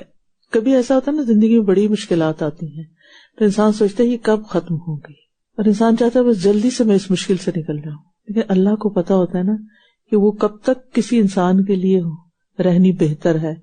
وہ ہمارے حالات کو جانتا تھا، صرف ہمارے ظاہری حالات، ہماری خواہشات کو ہی نہیں بلکہ ہماری ضروریات کو بھی اور ہمارے مستقبل کو بھی. لہذا کوشش کریں، اسباب اختیار کریں، دعائیں مانگیں، فیصلہ اللہ کے پاس چھوڑ دیں. اللہ میں آپ کے فیصلے پہ راضی، آپ زیادہ جانتے ہیں، آپ کا اتنا علم ہے کہ ایک ایک پتے کے گرنے کی جگہ آپ کو پتا ہے، پتا کہاں جا رہا ہے آپ کو پتا ہے، اڑ کے کہاں پہنچ رہے. کچھ پتے ہوتے ہیں نا گر کے وہیں گرے پڑے رہتے ہیں. بعض اوقات ایسی جگہوں پہ پتے پڑے ہوتے ہیں انسان سوچتے یہاں کیسے آ گئے، ہواؤں نے اڑا کے وہاں لا گرایا ان کو، ان کی وہ ڈیسٹنی تھی، ان کو وہاں پہنچنا تھا، اللہ نے پہنچا دیا. تو جس رب کو یہ سب پتا ہے کہ ایک پتا بھی چھوٹا سا اڑ کے کہاں سے کہاں جا رہا ہے، اس کو میرا حال نہیں پتا ہے. اور وہی ہے جو رات کو نیند میں تمہاری روح قبض کر لیتا ہے، اور وہ جانتا ہے جو تم دن کے وقت کمائی کرتے ہو. سارا دن ہم جو کچھ کرتے ہیں اس کے علم میں ہے، پھر وہ تمہیں اس میں اٹھا دیتا ہے تاکہ وقت مقرر پورا کیا جائے. جو ٹائم لکھا ہوا نا زندگی کا اس نے پورا ہونا ہے. کچھ لوگ 6 مہینے قومے میں پڑے رہتے ہیں، موت کیوں نہیں آتی؟ کیونکہ وقت پورا کرنا ہے، پھر اسی کی طرف تمہارا لوٹنا ہے. پھر وہ تمہیں بتائے گا جو کچھ تم کیا کرتے تھے. اچھا یہ بھی آپ نے دیکھا کئی لوگ 10 15 سال بعد نیند سے اٹھ جاتے ہیں، تو صبح جب اٹھے نا تو شکر ادا کیا کریں کہ اٹھ گئے ہیں، یہ نہیں کہ سوئے ہی رہ گئے. وَهُوَ الْقَاهِرُ فَوْقَ عِبَادِهِ وَيُرْسِلُ عَلَيْكُمْ حَفَظَةً حَتَّى إِذَا جَاءَ أَحَدَكُمُ الْمَوْتُ تَوَفَّتْهُ رُسُلُنَا وَهُمْ لَا يُفَرِّطُونَ ثُمَّ رُدُّوا إِلَى اللَّهِ مَوْلَاهُمُ الْحَقِّ أَلَا لَهُ الْحُكْمُ وَهُوَ أَسْرَعُ الْحَاسِبِينَ. قُلْ مَنْ يُنَجِّيكُمْ مِنْ ظُلُمَاتِ الْبَرِّ وَالْبَحْرِ تَدْعُونَهُ تَضَرُّعًا وَخُفْيَةً لَئِنْ أَنْجَانَا مِنْ هَذِهِ لَنَكُونَنَّ مِنَ الشَّاكِرِينَ. قُلِ اللَّهُ يُنَجِّيكُمْ مِنْهَا وَمِنْ كُلِّ كَرْبٍ ثُمَّ أَنْتُمْ تُشْرِكُونَ. قُلْ هُوَ الْقَادِرُ عَلَىٰ أَنْ يَبْعَثَ عَلَيْكُمْ عَذَابًا مِّن فَوْقِكُمْ أَوْ مِن تَحْتِ أَرْجُلِكُمْ أَوْ يَلْبِسَكُمْ شِيَعًا وَيُذِيقَ بَعْضَكُمْ بَأْسَ بَعْضٍ.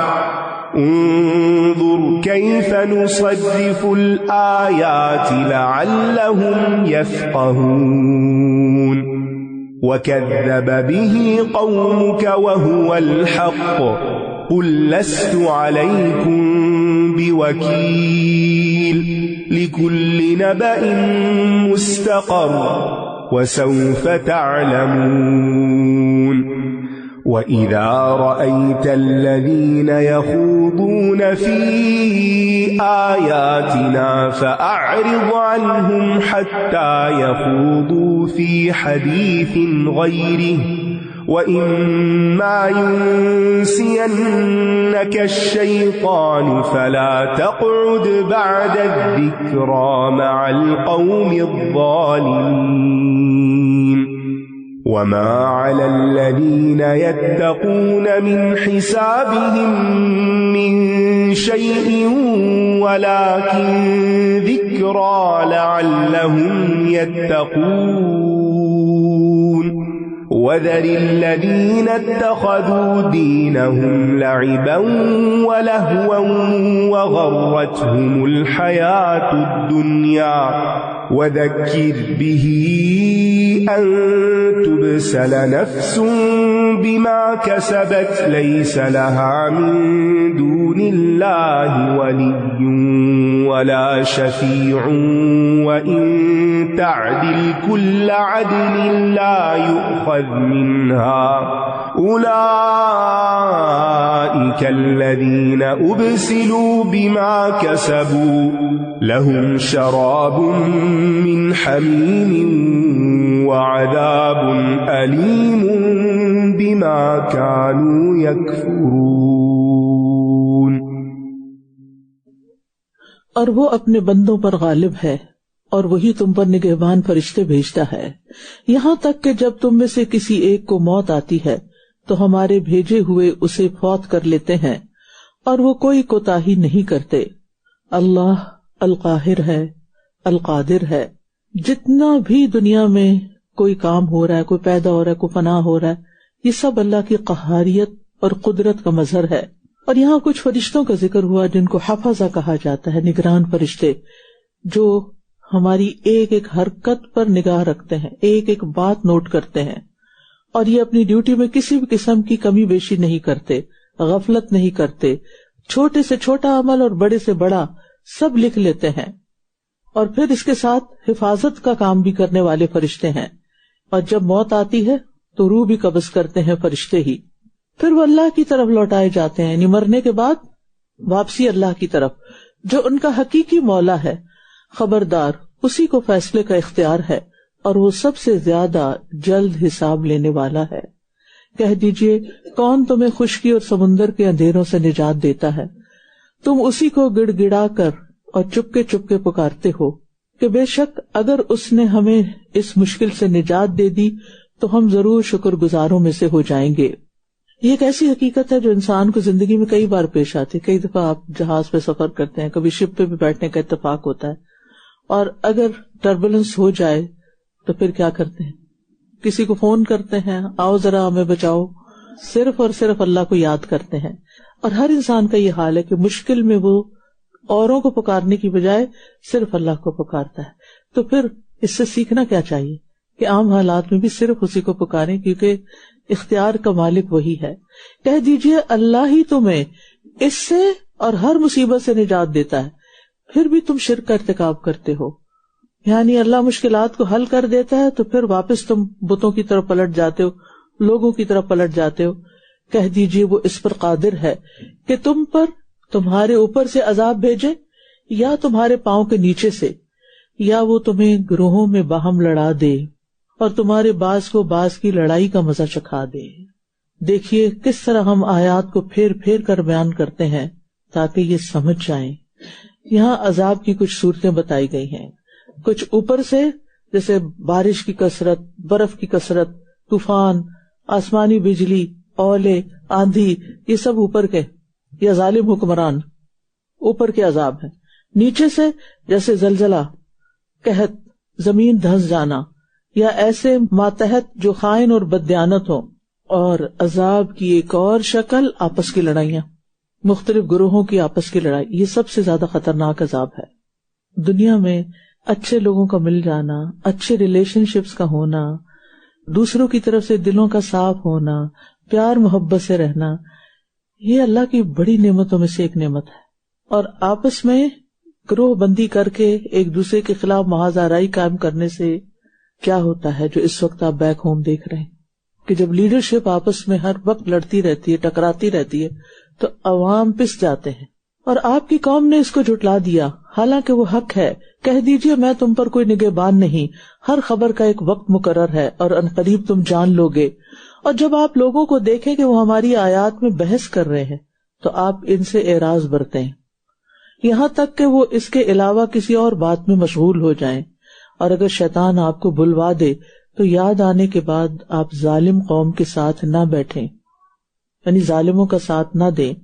اللہ اور اس کے رسول کا مذاق اڑانے کی مختلف صورتیں ہوتی ہیں, جیسے احکامات کا مذاق اڑایا جائے, عملی طور پر ان کی بے قدری کی جائے, ان کو کوئی وقت نہ دی جائے, یا ان کے اندر خود ساختہ تعویلات اور تحریفات کی جائیں, یا قرآن و حدیث کے کسی حکم پر نکتہ چینی کی جائے, تنقید کی جائے اور الٹے معنی پہنائے جائیں, ان کو کسی اور کانٹیکسٹ میں پیش کیا جائے.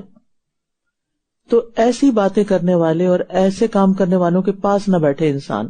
کہاں یہ کہ ان سے پڑھنا شروع کر دے, کیونکہ آج کل بعض یونیورسٹیز میں ایسے پروفیسرز ہوتے ہیں جو پڑھاتے اسلام ہیں لیکن اس کے نتیجے میں اسلام سے ہی بچوں کو متنفر کر دیتے ہیں. تو پھر ایسے سبجیکٹس رکھنے ہی نہیں چاہیے. ایسی مجلس سے ہی احتیاط برتنی چاہیے. ایسی جگہ بیٹھنے سے بھی روکا گیا ہے کہ جو اسلام کا مذاق اڑائے.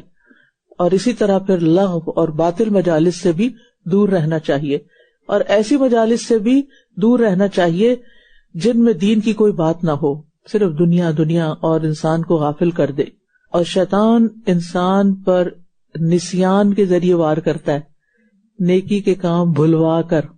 اور جو لوگ تقوی اختیار کرتے ہیں ان کے ذمہ ان ظالموں کے حساب میں سے کوئی چیز نہیں, لیکن یاد دہانی ہے تاکہ وہ بچ جائیں. یاد دہانی کس چیز کی؟ کہ ایسے لوگوں سے کنارہ کشی کی جائے. اور آپ ان لوگوں کو چھوڑ دیجئے ایسے لوگ. کون؟ جنہوں نے اپنے دین کو کھیل اور تماشا بنا رکھا ہے اور دنیا کی زندگی نے انہیں دھوکے میں ڈال رکھا ہے. اور آپ اس قرآن کے ساتھ نصیحت کرتے رہیے کہ کہیں کوئی جان اپنی کمائی کے بدلے ہلاکت میں نہ ڈال دی جائے. پھر اللہ کے سوا اس کے لیے نہ کوئی مددگار ہو اور نہ کوئی سفارشی, اور اگر وہ بدلہ دے کسی بھی طرح کا بدلہ تو وہ اس سے قبول نہ کیا جائے گا. یہی وہ لوگ ہیں جو اپنی کمائی کی وجہ سے ہلاک کر دیے گئے, ان کے کفر کی وجہ سے جو یہ کرتے تھے. ان کے لیے کھولتے ہوئے پانی سے پینا ہے اور دردناک عذاب ہے. کتنی زبردست ہدایات کہ کس کو چھوڑنا ہے اور کس کی دوستی اور کس کی صحبت اختیار کرنی ہے. اور پھر یہاں پر نصیحت کا طریقہ بتایا گیا کہ قرآن کے ذریعے تبلیغ کیجیے. وَأَنذِرْ بِهِ الَّذِينَ, کیوں کیجیے؟ تاکہ کوئی جان اپنے اعمال کی وجہ سے ہلاکت میں نہ ڈال دی جائے. اس لیے بہت ضروری ہے کہ اس پیغام کو سب تک پہنچایا جائے اور پھر ایسی بے مقصد مجالس کو چھوڑ دیا جائے جہاں صرف وقت گزاری ہو. سورۃ الانعام توحید کی دعوت ہے اور اس میں ہر طرح کے دلائل دیے گئے اور کچھ باتوں کو بار بار دہرایا گیا تاکہ بات پکی ہو جائے, راسخ ہو جائے.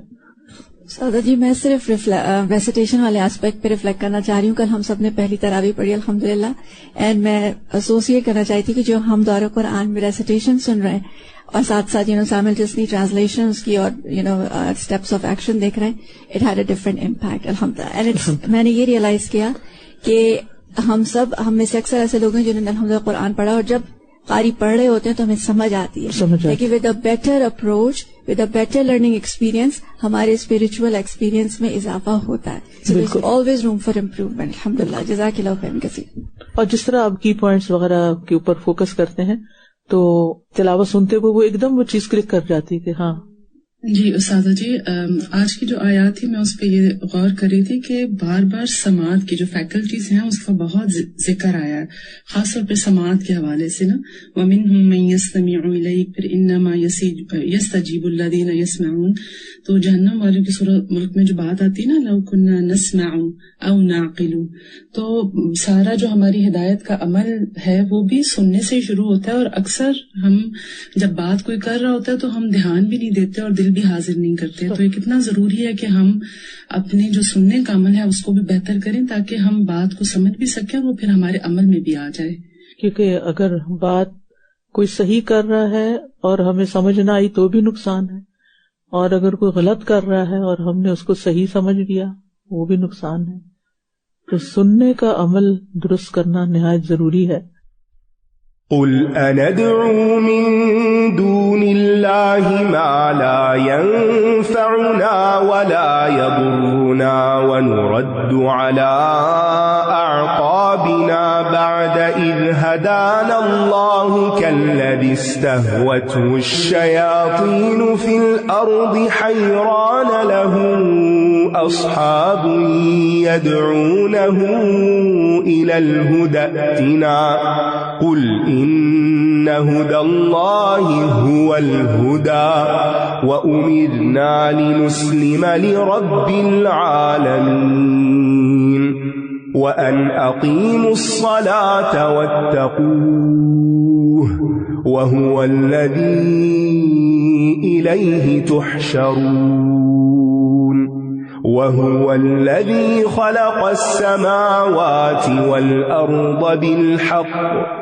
ويوم يقول كن فيكون قوله الحق وله الملك يوم ينفخ في الصور عالم الغيب والشهادة وهو الحكيم الخبير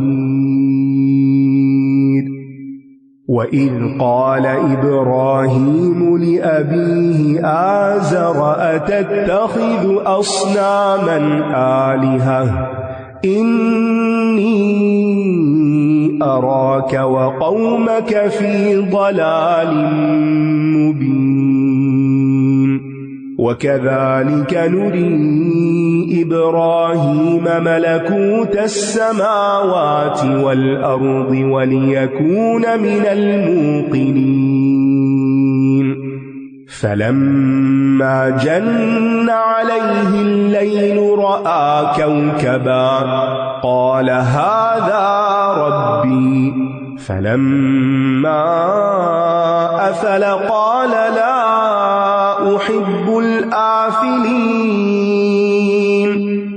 فلما رأى القمر بازغا قال هذا ربي فلما أفل قال لئن لم يهدني ربي لأكونن من القوم الضالين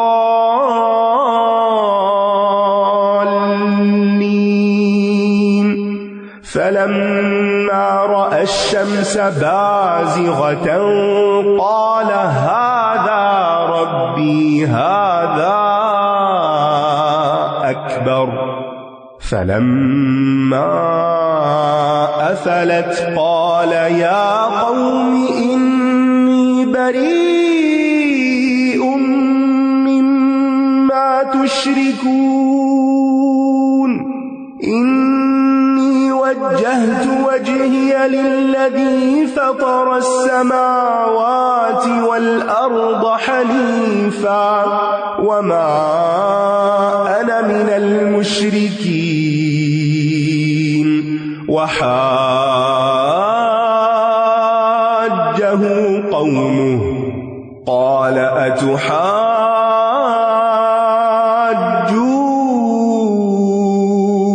أتحاجوني في الله وقد هدان ولا أخاف ما تشركون به إلا أن يشاء ربي شيئا وسع ربي كل شيء علما أفلا تتذكرون وكيف أخاف ما أشركتم ولا تخافون أنكم أشركتم بالله ما لم ينزل به عليكم سلطانا فأي الفريقين أحق بالأمن إن كنتم تعلمون الذين آمنوا ولم يلبسوا إيمانهم بظلم أولئك لهم الأمن وهم مهتدون۔ کہہ دیجئے کیا ہم اللہ کے سوا انہیں پکاریں جو نہ ہمیں نفع دے سکتے ہیں اور نہ نقصان، اور ہم اپنی ایڑیوں پر پھیر دیے جائیں، اس کے بعد کہ اللہ نے ہمیں ہدایت دے دی، اس شخص کی طرح جسے شیطانوں نے بہکا دیا، وہ زمین میں حیران و پریشان ہے، جبکہ اس کے کچھ ساتھی اسے ہدایت کی طرف بلاتے ہیں کہ ہمارے پاس آ جاؤ۔ کہہ دیجئے بے شک اللہ کی ہدایت ہی اصل ہدایت ہے، اور ہم حکم دیے گئے ہیں کہ ہم رب العالمین کے فرما بردار ہو جائیں۔ گناہوں کی بدبختی انسان کو خیر کی بات سننے سے روک دیتی ہے۔ انسان کو بعض اوقات زندگی میں اچھے دوست ملتے ہیں، نیک دوست جو اسے ہدایت کی طرف بلاتے ہیں۔ وہ کہتے ہیں لہو اصحاب یدونہ الی الہدی اتنا، آؤ ہدایت کی طرف، آؤ الہدی، لیکن اس کو سمجھ نہیں آتی، اس کو یہ دعوت اچھی نہیں لگتی، بلکہ وہ اس پر الٹا ناراض بھی ہو جاتا ہے اور کبھی دوستی چھوڑ بھی دیتا ہے۔ ایسا کیوں ہوتا ہے؟ اس لیے کہ ہمارا دشمن شیطان کبھی بھی نہیں چاہتا کہ ہم علم کی مجالس سے تعلق رکھیں، کیونکہ علم شیطان کا رستہ کاٹ دیتا ہے، انسان اپنے دشمن کو پہچاننے لگتا ہے۔ قرآن ایک روشنی ہے، اس روشنی میں ہمیں نظر آتا ہے کون دوست ہے کون دشمن ہے، کون اچھی بات کر رہا ہے اور کون غلط بات کر رہا ہے، اور جب یہ روشنی نہیں ہوتی تو ہمیں فرق پتہ نہیں چلتا۔ اس لیے ہمیشہ شیطان کے شر سے اللہ کی پناہ لیتے رہنا چاہیے، مانگتے رہنا چاہیے کہ اللہ تعالی ہمیں ہمیشہ اپنی ملاقات تک دین پر ثابت قدم رکھے، صراط مستقیم پر جمائے رکھے، اور یہ کہ نماز قائم کرو اور اس سے ڈرو، اور وہی ہے جس کی طرف تم سب اکٹھے کیے جاؤ گے، اور وہی ہے جس نے آسمانوں اور زمین کو حق کے ساتھ پیدا کیا، اور جس دن وہ کہے گا ہو جا تو وہ ہو جائے گا، اسی کی بات سچی ہے، اور اسی کے لیے بادشاہت ہوگی جس دن سور میں پھونکا جائے گا، وہی غیب اور حاضر کا جاننے والا ہے، اور وہ بہت حکمت والا، خوب خبر رکھنے والا ہے۔ تو اس سے پتہ چلتا ہے کہ اللہ تعالیٰ نے آسمان و زمین کی تخلیق حق کے ساتھ کی، یعنی ایک مقصد کے ساتھ کی۔ کیوں؟ لِيَبْلُوَكُمْ أَيُّكُمْ أَحْسَنُ عَمَلًا، اللہ تعالیٰ یہ دیکھے کہ تم میں سے اچھے عمل کون کرتا ہے۔ یہ زمین کس کے لیے بنائی گئی تھی؟ کس کو بھیجنا تھا؟ ہمارے لیے۔ یہ جو کچھ بھی ہے زمین کے اندر یہ کس کے لیے؟ ہمارے لیے۔ اس میں سے کچھ بھی بے مقصد نہیں۔ اور ہمیں کس لیے بنایا؟ کہ اپنے چوائس اور اختیار کے ساتھ اللہ کی عبادت کریں۔ عبادت صرف نماز کا نام نہیں ہے، مطلب یہ کہ اس کی بندگی، اس کی غلامی، اس کی اطاعت، اس کی فرما برداری اختیار کریں۔ اور جو کچھ زمین پر زینت ہے یہ ساری کی ساری دراصل ہمارے لیے آزمائش ہے کہ ہم اس میں کھو جاتے ہیں یا اس میں رہتے ہوئے اسے استعمال کرتے ہوئے اللہ کی طرف متوجہ رہتے ہیں۔ اور پھر بڑی اہم ہدایت وَلَهُ الْمُلْكُ يَوْمَ يُنفَخُ فِي الصُّورِ، قیامت کے دن جب سور پھونکا جائے گا سارے کا سارا کنٹرول، حکم صرف اللہ کا ہوگا۔ اور پھر آپ دیکھیے کہ سور پھونکنے والے فرشتے کے بارے میں بھی ہمیں معلوم ہے کہ کس طرح وہ ہر وقت اٹینٹو ہے کہ کب حکم ہو اور میں یہ کر لوں۔ تو ہم کیسے بے فکر ہو سکتے ہیں؟ کسی وقت کچھ بھی ہو سکتا ہے۔ اور پھر آپ دیکھیے کہ ہمارے لیے اس فرشتے سے سیکھنے کی کون سی بات ہے؟ ڈیوٹیفل ہونا۔ اللہ نے جس کام میں لگایا نا اس کو پوری ذمہ داری سے کرنا، یہ اطاعت ہے، یہ فرما برداری ہے۔ بعض اوقات کام ہم کسی بندے کا کر رہے ہوتے ہیں یا کسی کمپنی میں کام کر رہے ہوتے ہیں تو ہم سمجھتے ہیں یہ کمپنی کا کام ہے، جی کمپنی کا ہی ہے، لیکن اس میں جو آپ کی ذمہ داری ہے اس کو پورا پورا نبھانا یہ عبادت ہے، یہ آپ کی ذمہ داری ہے، یہ اللہ نے آپ پہ ڈالی۔ اور جب ابراہیم علیہ السلام نے اپنے باپ آزر سے کہا کیا تو بتوں کو معبود بناتا ہے؟ بے شک میں تجھے اور تیری قوم کو کھلی گمراہی میں دیکھتا ہوں۔ ابراہیم علیہ السلام کس طرح اپنے والد کی فکر کرتے ہیں، اور اسی طرح ہم ابراہیم کو آسمانوں اور زمین کی بادشاہت دکھاتے تھے تاکہ وہ کامل یقین کرنے والوں میں سے ہو جائے۔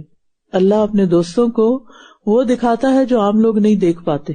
ہم سب آسمان دیکھتے ہیں، سورج دیکھتے ہیں، چاند ستارہ، ہم تو کوئی سبق نہیں لیتے اس سے، لیکن ابراہیم علیہ السلام نے انہی کے ذریعے اپنے رب کو پا لیا اور وہ یقین کے مرتبے تک پہنچ گئے۔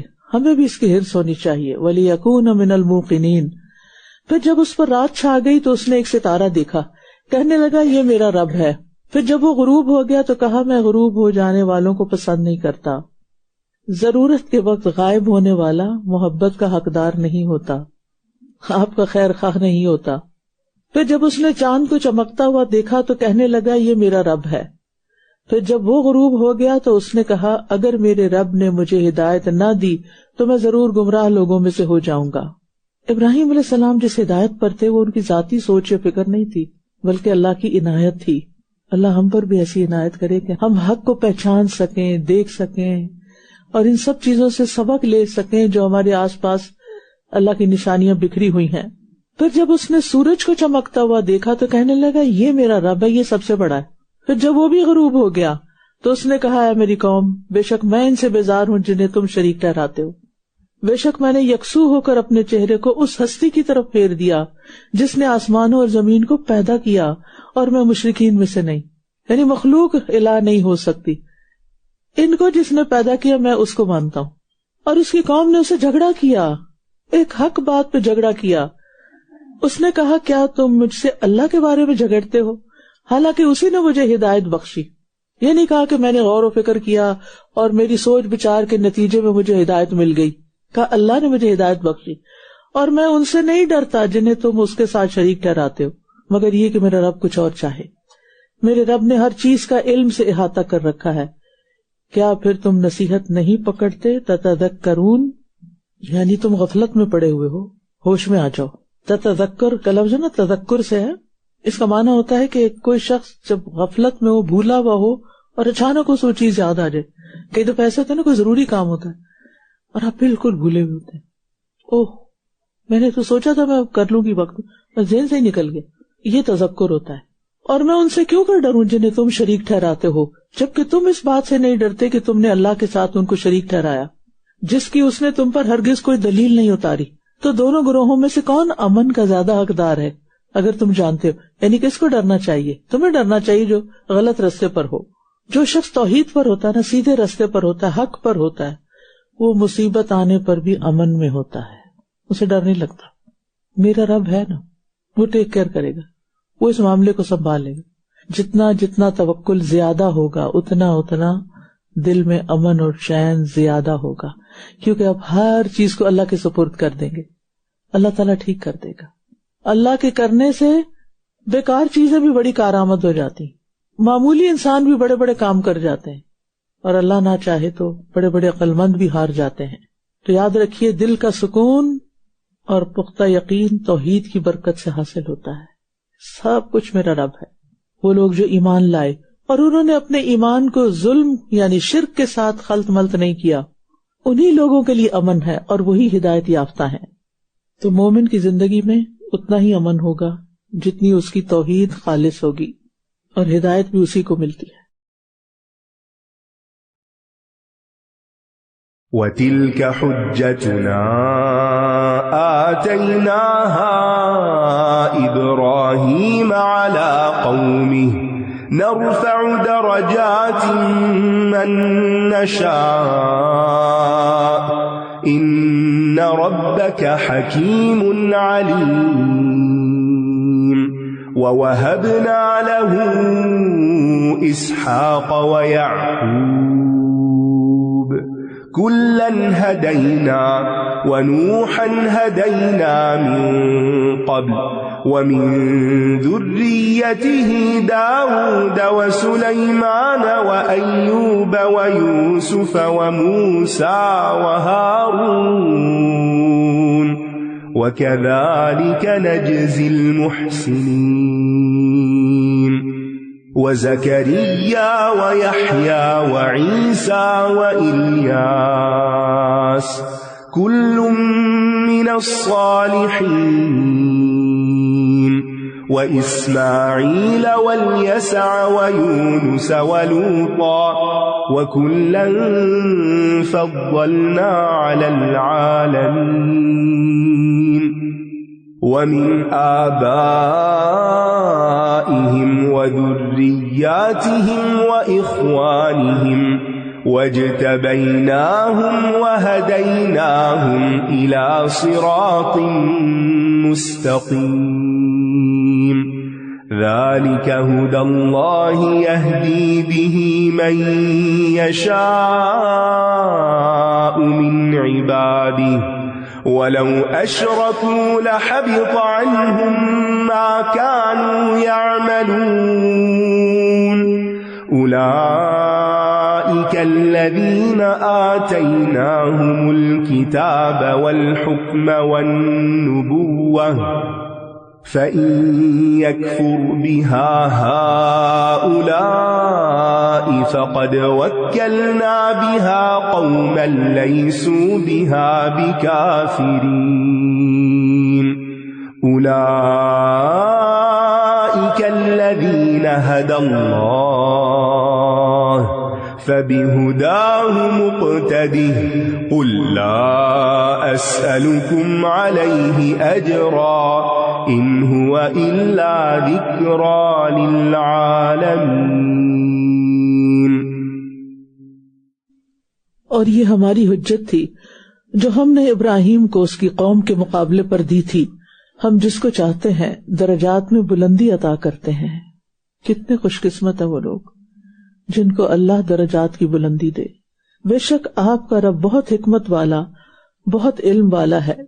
جو شخص توحید کی دعوت پر اپنی جان کی بھی پرواہ نہ کرے، اس پر اللہ تعالیٰ کے یہ احسانات ہوتے ہیں کہ اللہ اس کی نسلوں میں خیر جاری کر دیتا ہے.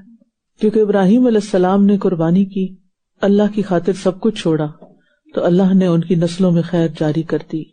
حتیٰ کہ آخری نبی محمد صلی اللہ علیہ وسلم بھی ان کی پروجنی سے تھے. کس چیز سے درجات بلند ہوتے ہیں؟ علم سے.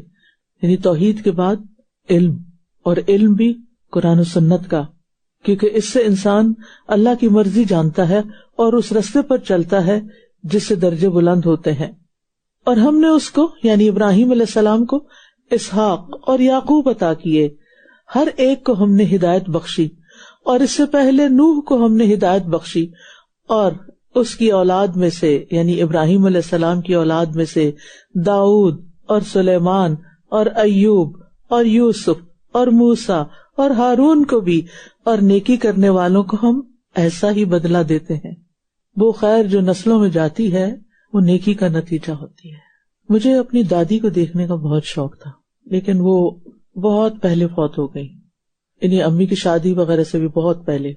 ہوا یہ کہ جب میرے والد کچھ کمانے لگے تو انہوں نے سب سے پہلی کمائی سے اپنے والدین کو حج پہ بھیجا. اس وقت صرف بحری جہاز سے جاتے تھے حج پہ.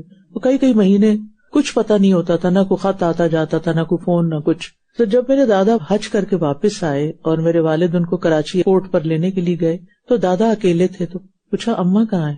اماں تو وہیں رہ گئی، دادی وہیں فوت ہو گئی. اچھا، تو میں اپنے خاندان کی جو بڑی بزرگ خواتین ہیں ان سے پوچھا میری دادی کو دیکھا تھا، کیسی تھی میری دادی؟ کیونکہ یہ رشتہ اتنی محبت کا رشتہ ہوتا ہے نا کہ انسان کے دل میں خواہش ہوتی ہے کہ انسان جانے ان کے بارے میں. تو میری ایک کافی بزرگ کزن ہے، ان سے میں نے سوال کیا پچھلے ہفتے جو بتائیں. تو انہوں نے کہا کہ ہماری دادی کا نام بخت نور تھا، اور وہ یا پڑھتی تھی یا ذکر کرتی تھی یا گھر کا کام کرتی تھی. کبھی انہوں نے غیبت نہیں کی اور کسی کو کرنے بھی نہیں دیتی تھی، اور کبھی ایک منٹ ضائع نہیں کیا تھا انہوں نے. ہر وقت کسی نہ کسی مفید کام میں لگی رہتی تھی. ان کے کئی بچے ہوئے جو فوت ہوئے، اور جب بچہ فوت ہو جاتا تھا تو اس پہ کپڑا ڈال کے ساتھ مصلے پہ کھڑے ہو کے نماز شروع کر دیتی تھی. تو میں سوچتی ہوں کہ پتہ نہیں ان کی کتنی دعائیں ہوں گی کہ میرے والد کے اندر وہ دین آیا، اور پھر والد کے ذریعے ہم بچوں میں دین آیا. میں یہ مثال کس لیے دے رہی ہوں کہ خاتون ہونے کی حیثیت سے اپنی کوششوں کو حقیر نہ سمجھیں، جو نیکی ہو کریں، کیونکہ اس کے اثرات آگے تک جائیں گے. اور اگر آپ کے اپنے بچے نہیں تو کسی کے بچے پکڑ لیں، کسی نہ کسی کو سکھائیں، کسی اور کے لیے خیر و بھلائی کا راستہ کھولیں. وہ سارے آپ کے لیے صدقہ جاریہ بن جائیں گے. نیکی کرنے اور اللہ کی خاطر قربانی کرنے کا اجر اللہ ضائع نہیں کرتا. بندوں سے اجر مت مانگے. آج کل دین کا کام بھی ایک بزنس بنتا جا رہا ہے، جہاں سے تنخواہ اچھی ملے گی، جو زیادہ قدردانی کرے گا، جو فائدہ دے گا، بس وہاں کچھ کریں گے. اور اگر کہیں ہزاروں لوگ میرے ضرورت مند ہیں تو بھلے ہوں. تو بات یہ ہے کہ یہ وہ کام ہے جو پیغمبروں نے کیا ہے، لوگوں کو اللہ سے جوڑا، اور اس کام کا اجر اللہ کے ذمہ کر دیں. وہ کبھی ایک ذرے کے برابر بھی اجر کم نہیں کرے گا، اور صرف آپ کو نہیں، آپ کی نسلوں میں آگے سے آگے اس خیر کو پھیلائے گا. تو صرف اولاد ہونے سے نعمت مکمل نہیں ہوتی، بلکہ نیک اولاد سے نعمت کی تکمیل ہوتی ہے. یعنی صرف بچوں کا ہو جانا اور بچوں کی شادی ہو گئی اور ان کے بچے ہو گئے اور آپ خوش ہیں کہ ہم اپنے پوتے پوتیوں کو کھلا رہے ہیں، یہ کافی نہیں. ان کی ہدایت کے لیے کوشش بھی کریں اور دعائیں خوب مانگیں، کیونکہ کچھ چیزیں ہمارے ہاتھ میں نہیں ہوتی. ماحول کا اثر زیادہ ہوتا ہے، لیکن اللہ ہے نا، ہم اپنے آپ کو اللہ کے لیے خالص کر لیں، اس خلوص کی جزا اللہ آپ کو دے گا انشاءاللہ. شاید آپ نہ دیکھیں اور آپ کی دنیا سے جانے کے بعد یہ سب پھل پھول لائیں. اور زکریا اور یحییٰ اور عیسیٰ اور الیاس کو یہ سب کے سب نیک لوگوں میں سے تھے. تو اس سے یہ پتہ چلتا ہے کہ بیٹیوں کی اولاد بھی اولاد شمار ہوتی ہے، کیونکہ عیسیٰ علیہ السلام خاتون کے بیٹے تھے، اور اسماعیل اور الیسع اور یونس اور لوط کو بھی، اور ہر ایک کو ہم نے تمام جہان والوں پر فضیلت عطا کی. ہزاروں لاکھوں لوگوں پر وہ افضل تھے، اور ان کے آباء و اجداد اور ان کی اولاد اور ان کے بھائیوں میں سے بھی، اور ہم نے ان کو چن لیا اور انہیں سیدھے رستے کی طرف ہدایت بخشی. یہ اللہ کی ہدایت ہے جس کے ذریعے وہ اپنے بندوں میں سے جسے چاہتا ہے ہدایت دیتا ہے. اور اگر یہ پیغمبر بھی شرک کرتے تو جو عمل وہ کرتے تھے وہ ضرور ان سے ضائع ہو جاتے. یعنی ان پیغمبروں نے توحید اپنائی، اگر یہ شرک کرتے تو ان کو یہ درجہ نہ ملتا. 18 پیغمبروں کا ان کے آباء و اجداد، اولاد، اخوان کا ذکر کر کے شرک کی قباحت کو بیان کیا. پیغمبر شرک نہیں کرتے لیکن امتیوں کو سنایا جا رہا ہے. اور اگر انبیاء کے بارے میں ایسے کہا گیا تو باقی افراد کا کیا معاملہ ہوگا؟ یاد رکھیے، ہدایت کے بغیر زندگی ایسے ہی ہے جیسے کوئی جانور زندگی گزار رہا ہو. یہی وہ لوگ ہیں جنہیں ہم نے کتاب، حکمت اور نبوت عطا کی تھی. کتاب، حکمت اور نبوت، اعلیٰ ترین مقامات. پھر اگر یہ لوگ اس نبوت کا انکار کرتے ہیں، یعنی اہل مکہ، تو یقیناً ہم نے اس کے لیے ایسے لوگوں کو مقرر کر دیا ہے جو اس کا انکار کرنے والے نہیں. مدینہ والے اسے قبول کر لیں گے اور وہ انصار اللہ بن جائیں گے اور اس پیغام کو آگے لے کے بڑھیں گے. یہی وہ لوگ ہیں جنہیں اللہ نے ہدایت دی، بس آپ ان کی ہدایت کی پیروی کیجیے، یعنی پچھلے پیغمبروں کی زندگیوں سے بھی سبق لیجیے. کہہ دیجیے میں تم سے اس پر کسی اجرت کا سوال نہیں کرتا، یہ تو صرف ایک نصیحت ہے تمام جہان والوں کے لیے. یہ ہیں انبیاء، یہ ان کا کام، یہ ان کا درجہ، یہ ان کا انجام، یہ ان کا مقام. تو ہمیں بھی ہدایت کی اتباع کرنی چاہیے. نبی صلی اللہ علیہ وسلم اور صحابہ کی سیرت پر غور و فکر مفید علم میں سے ہے. انبیاء کی سیرت مفید علم ہے. علم میں سے وہ حصہ سب سے بہترین ہے جس میں صحابہ کے علم کی پیروی کی جائے. انہوں نے یہ قرآن سیکھا اور یہ دین سیکھا اور یہ حکمت سیکھی اور آگے سکھایا.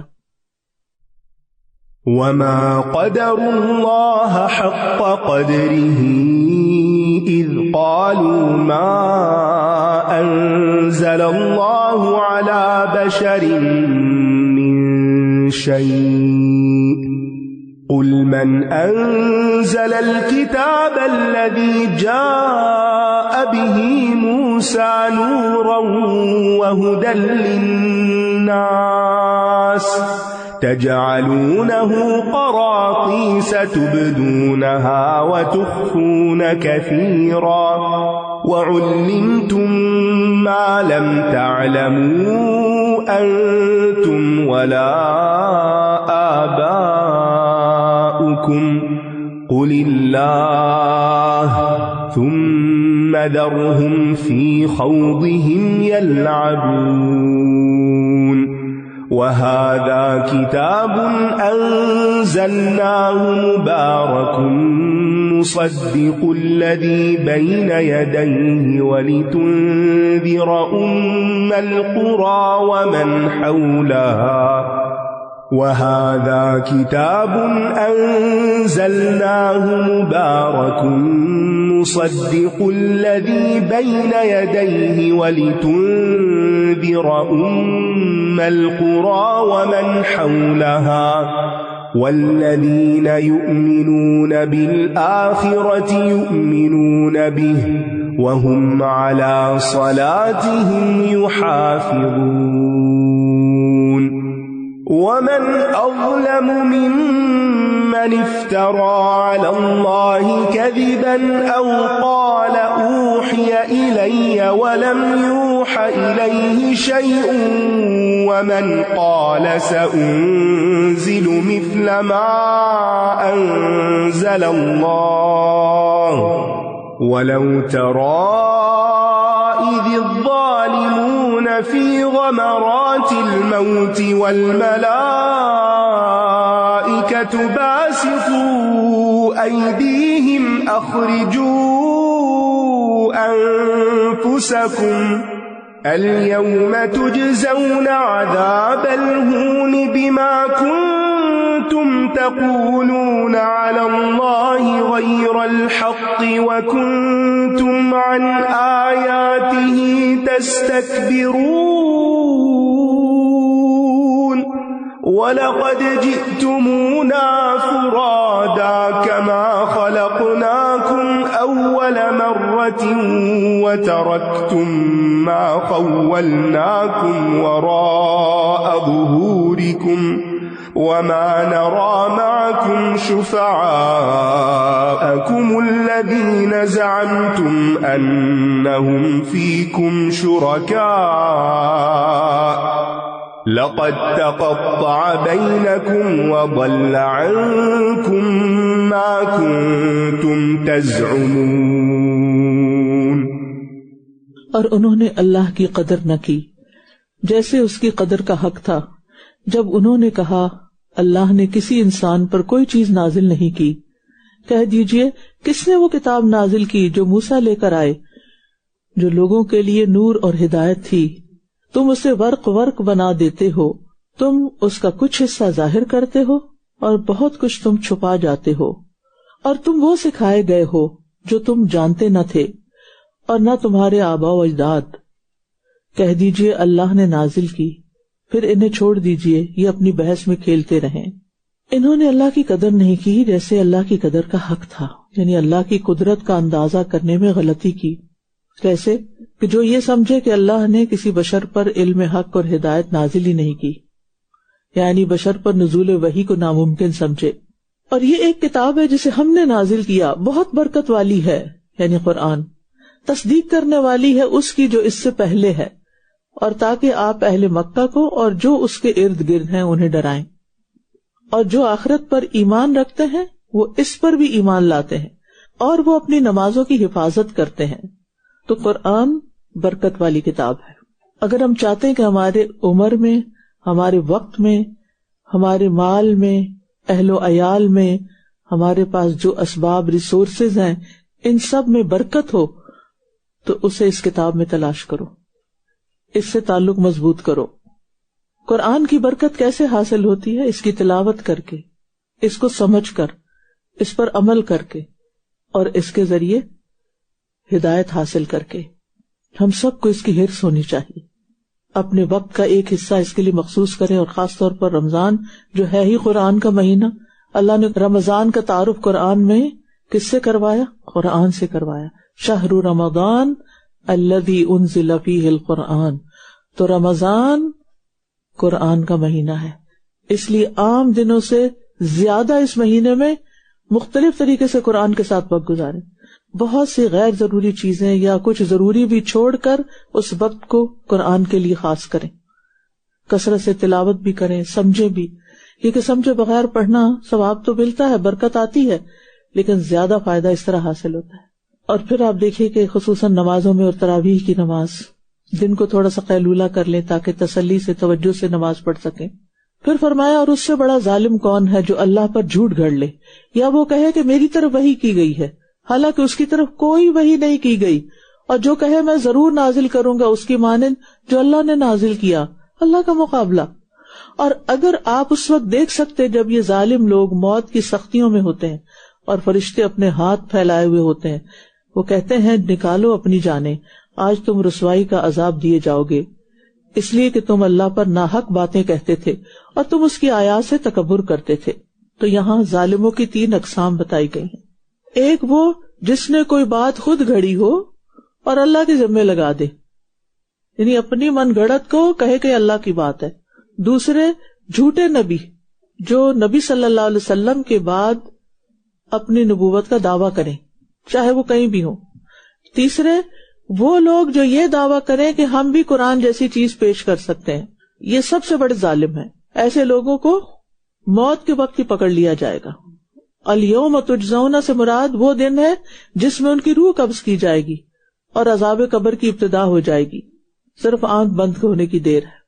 اور بلا شبہ تم ہمارے پاس اکیلے ہی آ گئے ہو جیسے ہم نے تمہیں پہلی بار پیدا کیا تھا، انسان اکیلا ہی دنیا میں آتا ہے، اور جو کچھ ہم نے تمہیں دے رکھا تھا وہ تم اپنے پیچھے ہی چھوڑ آئے ہو، اور ہم تمہارے ساتھ تمہارے ان سفارشیوں کو بھی نہیں دیکھتے جن کے بارے میں تم دعویٰ کرتے تھے کہ وہ تمہارے معاملے میں ہمارے شریک ہیں۔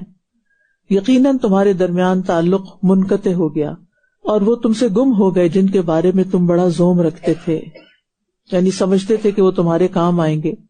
یاد رکھیے کہ مرنے کے بعد اللہ کے سامنے پیش ہونے میں انسان بالکل اکیلا ہوگا، ماں باپ، بہن بھائی، رشتے دار، دوست، اولاد، کوئی بھی ساتھ نہیں ہوگا۔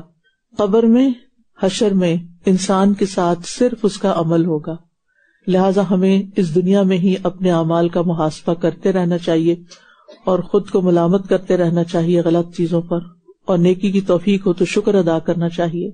ہم سب کو اپنے تمام اوقات کا جائزہ لینا چاہیے، اور پھر خاص طور پر ہر دن کا، ہر ہفتے کا، ہر مہینے کا، ہر سال کا ہم نے کیا کیا، اور اگر پچھلے گزرے ہوئے وقت پر کوئی بھی شرمندگی ہے تو اس کا حل یہ ہے کہ آئندہ کے لیے اپنی اصلاح کر لی جائے، اور جن چیزوں کو ہم نے بھلائے رکھا، چھوڑے رکھا، پیٹ پیچھے ڈال دیا، ان کو سامنے لے آیا جائے جو آگے کام آنے والی ہیں۔ دنیا پیچھے رہ جائے گی، آخرت آگے آ رہی، تو جو آگے آ رہا نا، جس کو فیس کرنا ہے، اس کے لیے کچھ تیار کر لیں، اور وہ نیک اعمال کی شکل میں ہی ہوگا، اور نیک اعمال کیا ہے وہ قرآن بتاتا ہے، لہذا قرآن کو مضبوط پکڑ لیں۔ اللہ سبحانہ وتعالیٰ سے دعا ہے کہ اللہ تعالیٰ جو کچھ ہم نے سنا ہے ہمیں اس پر عمل کی توفیق عطا فرمائے، اور ہمارے یہاں آنے، بیٹھنے، سننے، سنانے کو قبول فرما لے۔ اللہ سبحانہ وتعالیٰ اس قرآن کی برکت سے ہمیں دنیا اور آخرت کی بھلائیاں عطا فرمائے، اور ہم کبھی بھی اس کتاب سے دور نہ ہوں، نو میٹر واٹ، کوئی بھی کسی طرح کے بھی حالات ہوں، یہ کتاب ہمارے سینوں کی بہار رہے اور ہماری خیالوں کا حصہ رہے، اور ہمارے قبر کا ساتھی ہو، اور ہماری آخرت میں سفارشی ہو۔ اللہ ہمارے بچوں کو ہدایت دے، اللہ تمام بیماروں کو صحت عطا فرما، اللہ سب دکھی لوگوں کے دکھ دور فرما، اللہ سب کو ہدایت دے۔ ربنا تقبل منا انک انت السمیع العلیم۔ رمضان چونکہ دعاؤں کا مہینہ بھی ہے، خوشخبری ہے کہ روزہ دار کی ہر روز کوئی نہ کوئی دعا قبول ہوتی، تو اس لیے اٹھتے بیٹھتے چلتے پھرتے کوئی نہ کوئی اپنے لیے دعائیں مانگتے رہیں۔ جو بھی چیزیں آپ کو فکر مند کرتی ہیں نا، اس کا حل دعا میں ہے، اللہ سے مانگ کے معاملہ اللہ کے سپرد۔ ان اللہ فالق الحب والنوى يخرج الحي من الميت ومخرج الميت من الحي ذلكم الله فأنى تؤفكون فالق الإصباح وجعل الليل سكنا والشمس والقمر حسبانا ذلك تقدير العزيز العليم وهو الذي جعل لكم النجوم لتهتدوا بها في ظلمات البر والبحر قد فصلنا الآيات لقوم يعلمون وهو الذي أنشأكم من نفس واحدة فمستقر ومستودع قد فصلنا الآيات لقوم يفقهون وهو الذي أنزل من السماء ماء فأخرجنا به نبات كل شيء فأخرجنا منه خضرا نخرج منه حبا متراكبا ومن النخل من طلعها قنوان دانية وجنات من أعناب والزيتون والرمان مشتبها وغير متشابه انظروا إلى ثمره إذا أثمر وينعه إن إن في ذلكم لآيات لقوم يؤمنون وجعلوا لله شركاء الجن وخرقوا له بنين وبنات بغير علم سبحانه وتعالى عما يصفون۔ بے شک اللہ ہی دانے اور گٹلیاں پھاڑنے والا ہے، وہ زندہ کو مردہ سے نکالتا ہے اور مردہ کو زندہ سے نکالنے والا ہے، یہ ہے اللہ، پھر کہاں سے تم پھیرے جاتے ہو۔ اللہ سبحانہ تعالیٰ کی شان بیان ہو رہی ہے کہ وہ کون ہے، کیونکہ سورۃ الانعام بیسیکلی توحید کا سبق سکھاتی ہے، لہٰذا یہاں آپ کو بہت سی ایسی نشانیاں ملیں گی جو اللہ تعالیٰ کے کمال قدرت اور علم کے بارے میں ہمیں بتاتی ہیں۔ صبح کو پھاڑ نکالنے والا ہے، اور اس نے رات کو باعث سکون اور سورج اور چاند کو حساب کا ذریعہ بنایا۔ یہ بہت زبردست، بہت علم والے کا اندازہ ہے۔ سورج اور چاند کو حساب کا ذریعہ بنایا۔ ہمارا اسلامی کیلنڈر چاند کے حساب سے چلتا ہے، لہٰذا ان مہینوں کے نام یاد کرنا اور ان کی تاریخ کو سامنے رکھنا بھی بہت ضروری ہے، تاکہ ہم دین کے احکامات کو قائم کر سکیں، اپنی عبادات کا وقت جان سکیں، خاص طور پر رمضان اور حج یعنی روزے اور حج کے بارے میں۔ اور قرآن مجید میں عمومی طور پر جہاں سورج، چاند، دن، رات کا ذکر ہوا ہے، وہاں اللہ تعالیٰ کی صفات العزیز العلیم کے ساتھ ان آیات کا اختتام ہوا ہے کہ اللہ سبحانہ تعالیٰ کمال قدرت والا ہے، غلبے والا ہے، علم والا ہے، اس کے علم نے کائنات کے ذرے ذرے کا احاطہ کر رکھا ہے۔ اللہ ہی نے سورج اور چاند، رات اور دن سب کچھ پیدا کیا اور ان کو مسخر بھی کیا، اور وہی ہے جس نے تمہارے لیے ستارے بنائے تاکہ تم ان کے ذریعے خشکی اور سمندر کی تاریکیوں میں راہ پاؤ۔ یقیناً ہم نے نشانیاں کھول کھول کر بیان کر دی ہیں ان لوگوں کے لیے جو علم رکھتے ہیں، یعنی ستاروں کے ذریعے غیب کا علم نہیں دیا، بلکہ تمہیں خشکی اور سمندر کی تاریکیوں میں ان کے ذریعے راہ دکھائی۔ اور پھر نشانیاں کون سمجھتا ہے اور آیات کا مقصد کون جانتا ہے؟ جو علم رکھتا ہے، جو اپنے دل و دماغ کو اس کے لیے کھولتا ہے۔ اور وہی ہے جس نے تمہیں ایک جان سے پیدا کیا، پھر ایک رہنے کی جگہ ہے اور ایک سونپے جانے کی۔ یقیناً ہم نے نشانیاں کھول کھول کر بیان کر دی ہیں ان لوگوں کے لیے جو سمجھتے ہیں۔ ایک رہنے کی جگہ یعنی دنیا، اور ایک سونپے جانے کی جگہ یعنی قبر۔ اسی طرح مستقر سے مراد باپ کی پشت بھی لی گئی اور مستودع سے مراد ماں کا رحم بھی لیا گیا، جہاں پر بچہ ایک عرصے تک رہنے کے بعد دنیا میں آتا ہے۔ پچھلی آیت میں یعلمون پر اختتام ہوا تھا، یہاں یفقہون پر ہو رہا ہے۔ پہلے آفاقی دلائل بتائے گئے جو انسان کی ذات سے باہر کی دنیا ہے، ٹھیک ہے، اور یہ دلائل یعنی جو پورے آفاق میں ہیں، کائنات میں ہیں، ان کو سمجھنے کے لیے غور و فکر چاہیے ہوتا ہے۔ اور پھر یفقہون یعنی جو انسان کے اندر یا انسان کے قریب کی چیزیں ہیں ان کو سمجھنے کے لیے انسان کو علم چاہیے ہوتا ہے۔ اور وہی ہے جس نے آسمان سے پانی اتارا، پھر ہم نے اس کے ذریعے ہر چیز کی پیداوار نکالی، پھر ہم نے اس سے سرسبز نباتات کو نکالا جن سے ہم تہ بتہ دانے نکالتے ہیں، اور کھجور کے شگوفوں سے جھکے ہوئے خوشے نکالے، اور انگوروں کے باغات اور زیتون اور انار، ایک دوسرے سے ملتے جلتے بھی اور مختلف بھی۔ دیکھو اس کے پھل کی طرف جب وہ پھل لائے، اور اس کے پکنے کی طرف۔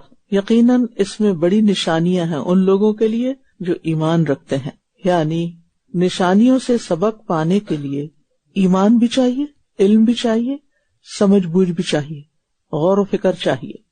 اور انہوں نے اللہ کے لیے جنوں کو شریک بنا دیا، حالانکہ اسی نے انہیں پیدا کیا، اور انہوں نے اس کے لیے بغیر علم کے بیٹے اور بیٹیاں گھڑ لی۔ پاک ہے وہ اور بلند تر اس سے جو وصف یہ بیان کرتے ہیں۔